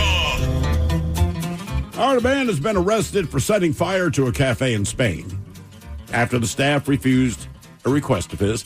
Now, footage released by the owners shows a moment that he starts to douse the bar with gasoline before lighting it up. And a ball of flame erupts just moments after, forcing customers, including a number of young children and elderly, fleeing for their safety. Now, in the commotion, the man also managed to set fire to his own left hand by mistake. Oh. He's also seen rushing out of the door and using his right hand in an attempt to stub out the flames on his left hand. Now, it's alleged that the man stormed to a nearby gas station after being refused his request twice. He bought 1.5 liters of gasoline before returning to the cafe to cause about $8,000 worth of damage. Now, the owner of the cafe where the incident occurred described it as, quote, something surreal. He told the Spanish press, quote, at that moment that he walked to the garage opposite, he returned to the bar with a bottle in his hand, which we discovered afterwards had gasoline in it. And he asked the first waiter, are you sure there's nothing here that you can give me? In other words, he's back to his request. 2 times. They said, we cannot do what you're asking. So he confirmed, basically, no one was injured in the fire except for the guy that started it. Police were quickly on the scene, arrested the suspect, taking him to a health center to be treated for his burns. He's now being held in jail. Now, the man has been identified as a 50-year-old from a neighboring province, but he has not been named. The question is, What was he denied that led to arson? Did he want mayonnaise on his sandwich?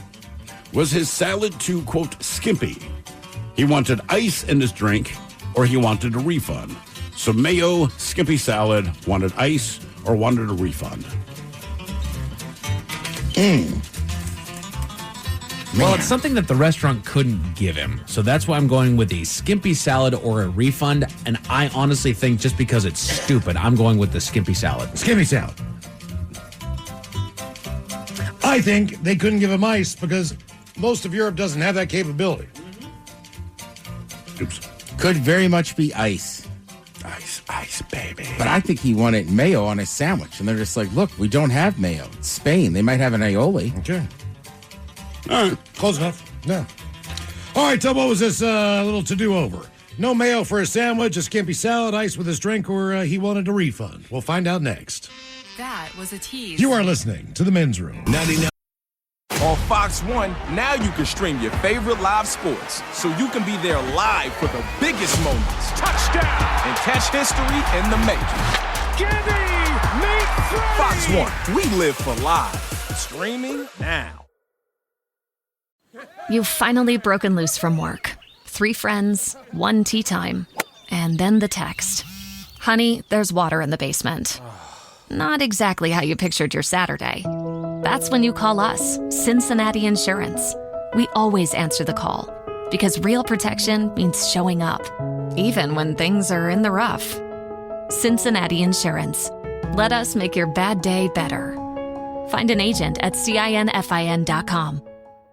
What kind of programs does this school have? How are the test scores? How many kids do a classroom? Homes.com knows these are all things you ask when you're home shopping as a parent. That's why each listing on Homes.com includes extensive reports on local schools, including photos, parent reviews, test scores, student-teacher ratio, school rankings, and more. The information is from multiple trusted sources and curated by Homes.com's dedicated in-house research team. It's all so you can make the right decision for your family. Homes.com. We've done your homework. 9.9 KISW. Category is seriously on profile. This man set a fire to a cafe in Spain after being denied a request. I guess he asked a couple times. Eventually, he just decided he was going to try to burn the place down. But he was treated for burns, taken to the hospital, and then subsequently arrested. Question is, what was his request? Did he want mayo on his sandwich? Did he want a skimpy salad, ice in his drink, or just wanted a refund? Yeah, that's a question I pose to you, gentlemen. Let us start with Miles Montgomery. You wanted ice in your drink, which I know is important to you. It is. It's important to me. There's not ice in his drink. Was there ice in Africa? You get that African ice, bro. Well, I know it's a European thing. They don't use ice. But I mean, what about in Africa? Where it's hot. Man, I was drinking a lot of beer. All right. I just felt like, beer's safe if it's in a bottle or a can. And it's cheap. And depending on where yes, it was $1.50. Yeah. And depending on where I am, I'm like, all right, cool. Yeah, I'm doing that. Let's see. Mike Hawk, you went with the skimpy salad. Yeah, baby. Not a skimpy salad. This salad's sexy. Look how it's dressed. D. Ted Smith, you went with mayonnaise. Mayonnaise. You are correct. Now, here's the thing to There's know. a lot of good-looking women in here. The bar didn't have the kitchen, and the sandwiches came ready prepared. They don't have any condiments. All right, that makes it's sense. It's like buying a pre-made sandwich. It's like, bro, it's a pre-made sandwich. We can't give you mayonnaise. You ever seen a package of mayonnaise from McDonald's? No. I don't think they have one. Maybe they do. I don't know. I guess you just have to ask. That's kind of blowing my mind, dude. What's that? You're right. I've never thought about it. No. Can I get a pack of mayonnaise? What's a mustard pack look like? It's just regular yellow mustard from McDonald's. Yeah. I don't even know. Now for all TV news all the time for TV Time with Ted. And now, because your pathetic life is confined to countless hours in front of a talking box, the Men's Room presents TV Time with Ted. All right. Quick update. Last night I finished the show on The Biggest Loser on Netflix. The documentary about the show. Correct. They had some of the old contestants on there. They had the one trainer, Bob. Mm-hmm. Jillian Michaels refused to be on there. She comes off the worst. I believe. Do you think it would have helped her cause if she were to show up? Yeah. Okay. Here's the deal. At some point, and that show was so massive, I forgot. It went for like 17 seasons. Yeah. But it came out that she was giving them like caffeine supplements to her team. Now, in her defense, she's trying to win. So caffeine supplements obviously would allow people to work out longer and this and that. Yeah. Then there was all these stories that they had really messed up their metabolism. But most of them said the same thing, too. As overweight as they were in years of dropping and gaining, their metabolisms were probably already messed up. So it's weird. Like, there's one woman who hates the Bob trainer guy. He's kind of the nicer one. Yeah. But also, that woman just talked and talked. And, like, one thing was, like, he's, like, just, like, and he took special care of her. But finally, he broke down and just kind of snapped on her and was like, shut up. Right? Because she's like, I don't want you to think I'm quitting. I'm not quitting. He's like, well, I asked you to run for 30 seconds. You stop at 20. Like, you are. Yeah. And she keeps going. And finally, he just lost it. And he's like, that's fair. Stop talking. Just do it. I also realize my background coming from playing sports, everyone in my family coach, like, I just, it befuddles me. I can't imagine. Like, look, I have puked at a practice. Mm-hmm. I have, dropped to a knee. But I don't know that I ever threw a face mask. But I'm not quitting. I just can't do it. Like, right. You know what I mean? Like, the coach has to be like, take a blow. You go until you can't. That's kind of it. Correct. And it's weird because some of these people, like, look, the one main guy that won, he's gained all the weight back and this and that. And I thought it was, I'll say it. I think it was brave of him. He's like, look, I did not want to do this. But I figured, let me at least get on there and tell my story. Right. Like, you know what I mean? And look, there's a lot of stuff that goes into this, right? Like, obviously, like, even Bob, the trainer, was talking about, like, look, if you struggle with weight, like, it's going to be a lifelong problem. Yep. You got to, you know what I mean? But then he ends up having a heart attack.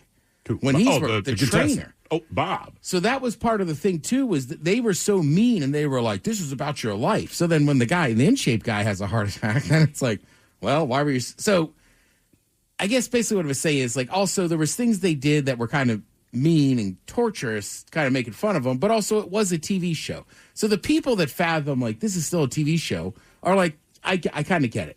Some of them are still really pissed and they're like, I just went there for my health. It's like, but you did it on a TV show. You also could have gone to a gym and hired a trainer, but you didn't. You went on chose the TV to show. be on the TV show. If you're looking for love and go on The Bachelor, just expect what you're going to expect. Or go on a dating site. And reality TV, right. Like, look, there is downsides to it. I think everybody knows it. Now, if somebody came in here and said, Ted, you want to be on a reality show? I'd say, sure. But you also know what you're getting into. Correct. But it's like the one woman, like, she didn't stay at the weight when she won.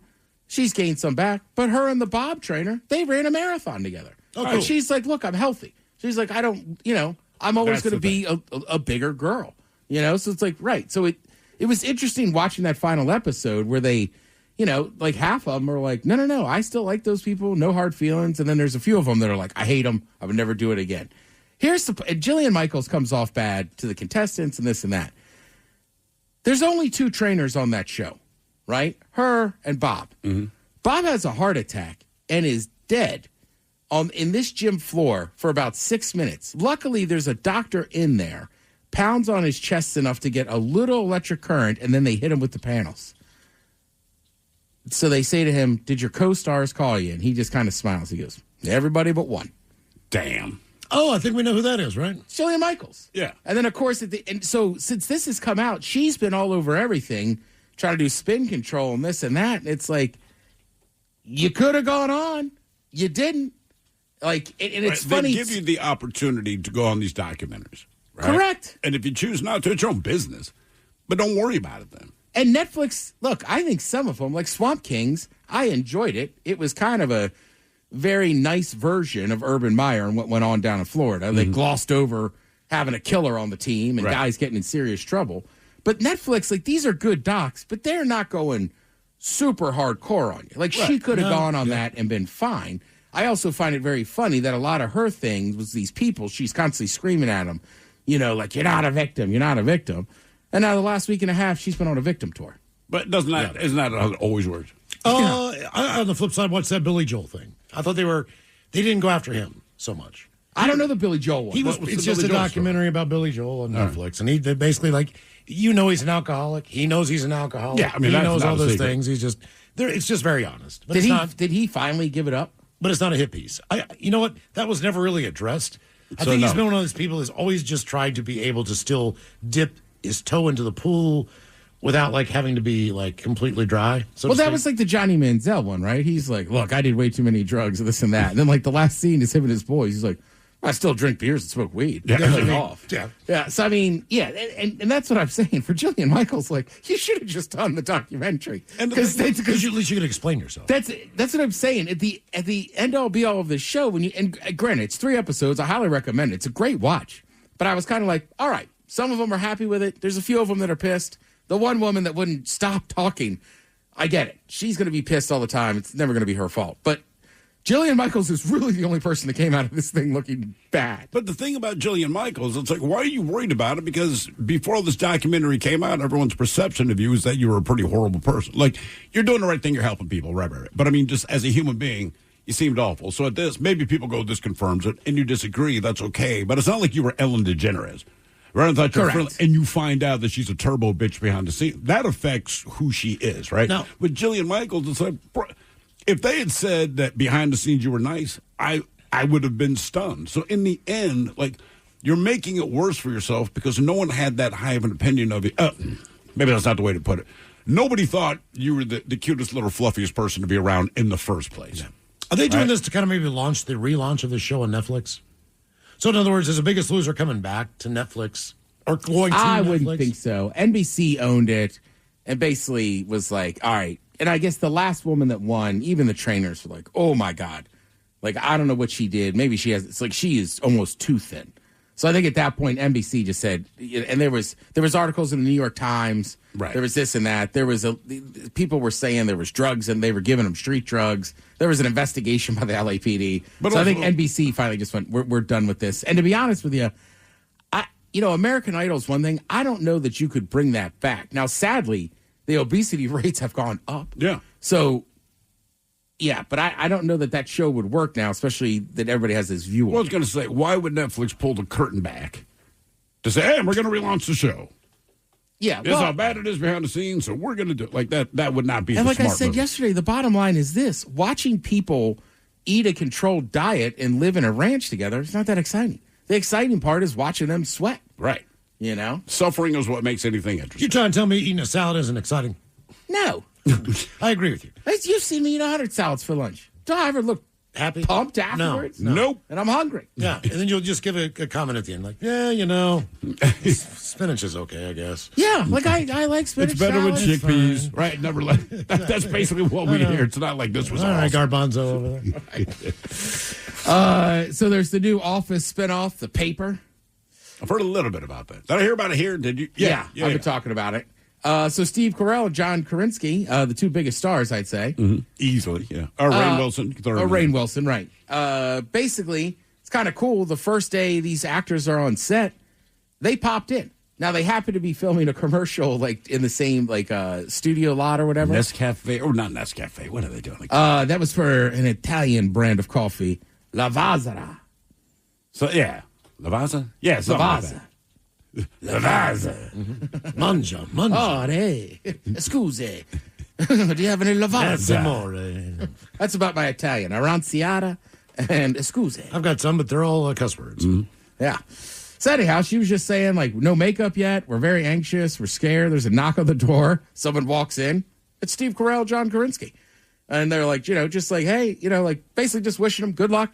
This and that. That's fair. But how do they say it? Like, good luck. Try beating our show. Yeah, whatever. Look at my residual check. All right. And then we got a little bit of a beef going here. Uh-oh.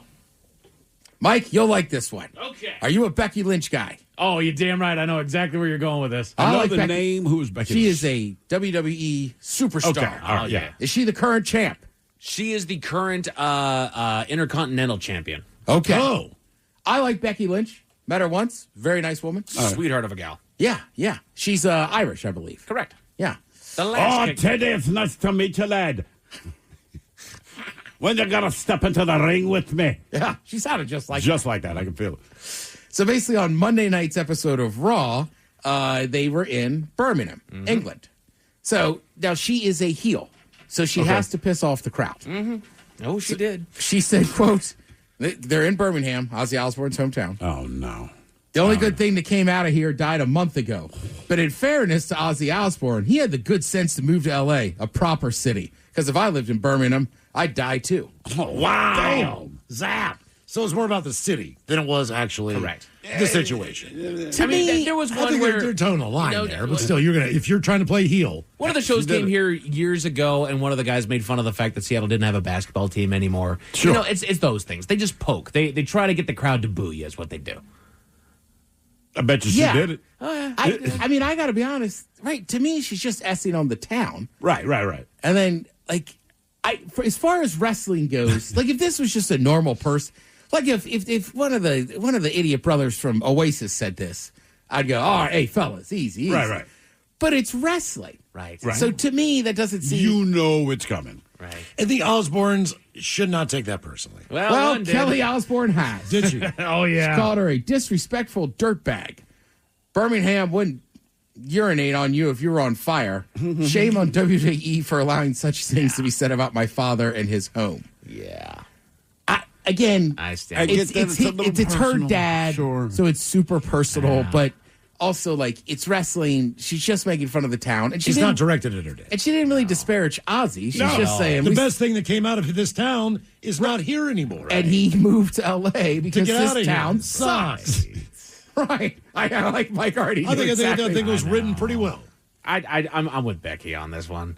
Plus, I feel like you're playing the heel. Kelly already hits that button just a little bit too quick as it is. Now, it being personal, she's going to hit it even quicker. Like, I understand where that pain comes from, but also, she has a reputation for just kind of hitting that knee-jerk reaction. Because she can. Who's Becky? But the flip side of that is just like, we know it is personal to you. There's no disrespect intended for you, but your dad was Ozzy Osbourne, man. Right. You know what I mean? So, correct. Like, people are going to talk about, and again, no one said a bad word about him. So I get Kelly's worked up because it is her dad. I do get that.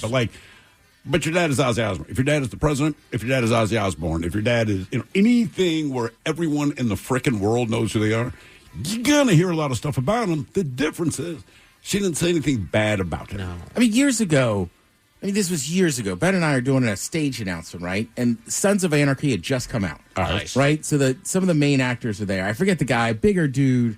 He's got a beard, long hair, right? So as we're walking out towards the stage, it's kind of funny as they're actors, and they're all like, I'm kind of nervous. We're not used to being in front of people. And he just goes, hey, man, like, what do Seattle people hate? And I was like, man, Portland?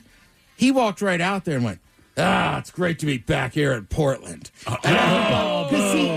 was trying to rile him up. Nice. Right? It worked. Right. He didn't even know till I told him.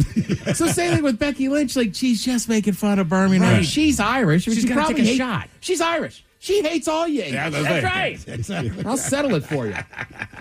Thank you, Ted. We appreciate it. You're listening to The Men's Room. The Men's Room returns with Miles and Thrill. Now, let's see what's happening in the real world. All right, here we go. Florida man is arrested for dealing drugs by drone when he flew one into the wrong house. Meanwhile, a helicopter crashes into a lake as a fire it was trying to douse. Teen in Hello Kitty shirt saves a woman at a bus stop who was being attacked. A salesman who ripped off a woman for $10,000, he finds out his job has been whacked. An Iowa woman asked gas station customers if they could blow for it. It's time for your headlines. Now, it's time to hit the headlines. Here's my car. And a top story. We go to Florida where they keep a sharp eye on hobbyists. Authorities in the Tampa area got a call from a woman after she says a strange man knocked on her door late at night asking if he could retrieve his drone that he had crashed in her backyard. They arrived on the scene and shared the body cam footage of when they searched the backyard, eventually finding the drone. But that's when they discovered that our amateur aviator, he wasn't just enjoying some late-night flying. No, because they found a package strapped to the drone. A package containing clearly labeled bundles of methamphetamine and fentanyl. Labeled? Labeled. Bro. This is the meth, this is the fentanyl. Here you go, buddy. God. He was quickly arrested and faces multiple charges. The fact that you stood there long enough, I understand that officers and first responders, they get to places very, very quickly. They really do. When you knock on the door, say, can I search your backyard for my drone? And the answer is not an immediate yes, and it's hang on a second, run. Oh, yeah. Especially if you have bundles of drugs back there. That's it, man.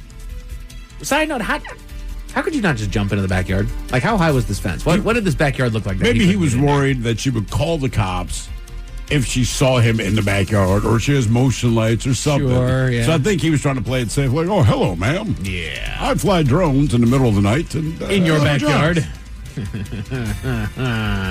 Come on. Just also good on her for having the instinct to just call the cops. I'm sure there's something about him where it's like, yeah. Right. Yeah. Hang on. Let me go see if I can find it out back for you. Give me just a second. In other news, we go to Iowa where one woman may have a problem. Officers were called to the local Quick Stop on reports of a woman asking customers for a little help. And by help, we mean blowing into the interlock device on her car. That's what I call my penis, the interlock device. The interlock device. I'd like to interlock with you.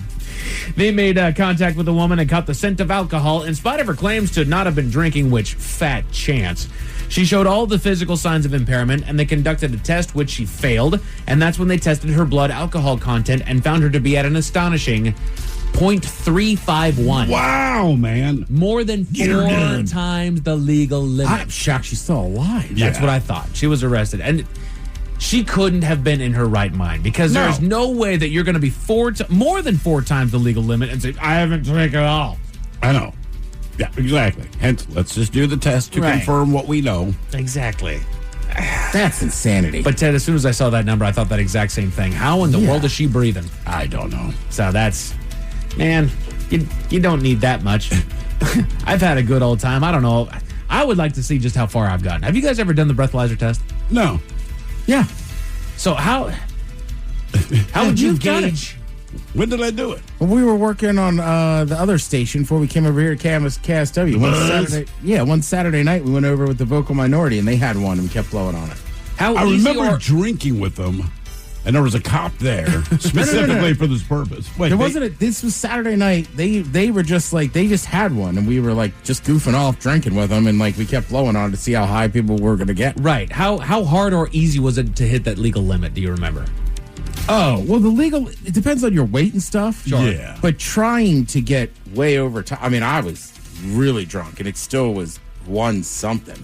Oh, dang. Okay. I remember it was like, we could get it to 2.0. Yeah, it was, yeah. Okay, good to know.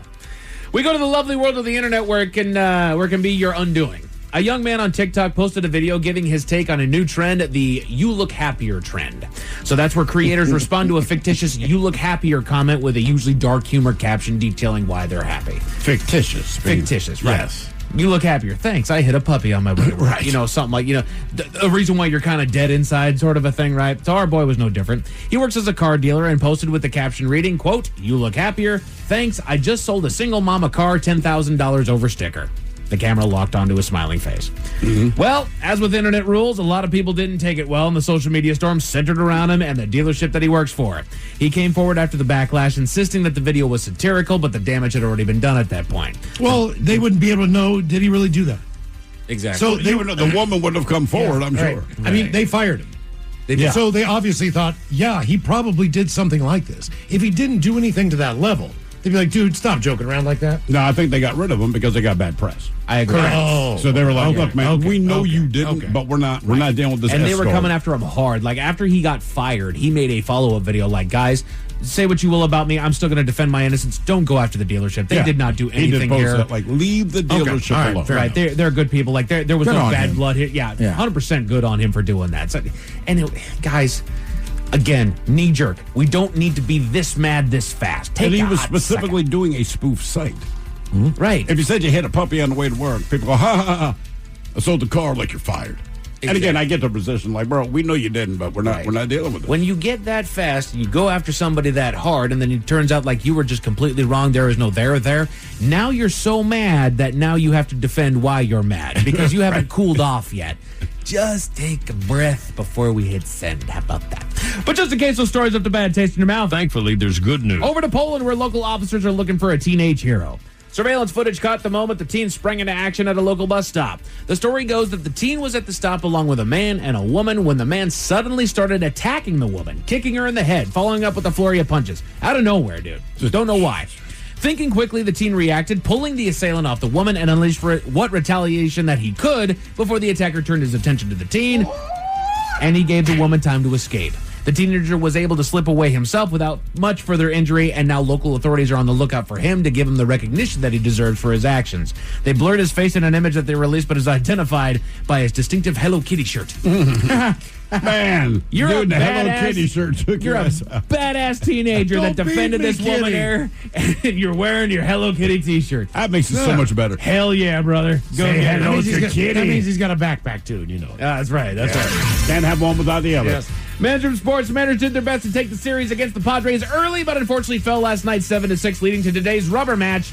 And after a heart-stopping ninth inning, Andres Munoz, you bad MFer. They come out on top with a 4-3 win in the series. They hit the road tomorrow to Cleveland to take on the Guardians for a weekend series that put them within one of the top of the division. And unfortunately, we're rooting on the Rockies to take down the Astros tonight. I'm not holding out hope, but hey, you know what? Miracles happen. They're an LT. You do have more baseball over on FS1 and MLB tonight, as well as the Leagues Cup Soccer semifinals featuring your Seattle Sounders later on tonight over on Apple TV+. Really? As far as your weather, should be cloudy with some partial showers and a low of 63 tonight. Tomorrow will be ready for partly cloudy skies and a high right around 80 degrees. That's it for your headlines. With that, Mike Hawkins out. Thank you, sir. We appreciate it. We'll see you next time for the return of Big Dummy and the head chef is back. Ted's Meat and Potatoes. Lovely Jolene is coming up next. Yes, indeed. It's all true. But in the meantime, well, we be all about this bitch. So until tomorrow, please do what you do best. And for Aletha's sake, stay beautiful. The Men's Room has been taped before a live studio audience. Wardrobe and makeup provided by Mantastic Limited. This has been a presentation of the Men's Room Radio Network. Oh, man! A Double Flush production. On Fox 1, now you can stream your favorite live sports, so you can be there live for the biggest moments. Touchdown! And catch history in the making. Fox 1, we live for live. Streaming now. You've finally broken loose from work. 3 friends, 1 tea time, and then the text. Honey, there's water in the basement. Not exactly how you pictured your Saturday. That's when you call us, Cincinnati Insurance. We always answer the call, because real protection means showing up, even when things are in the rough. Cincinnati Insurance. Let us make your bad day better. Find an agent at CINFIN.com.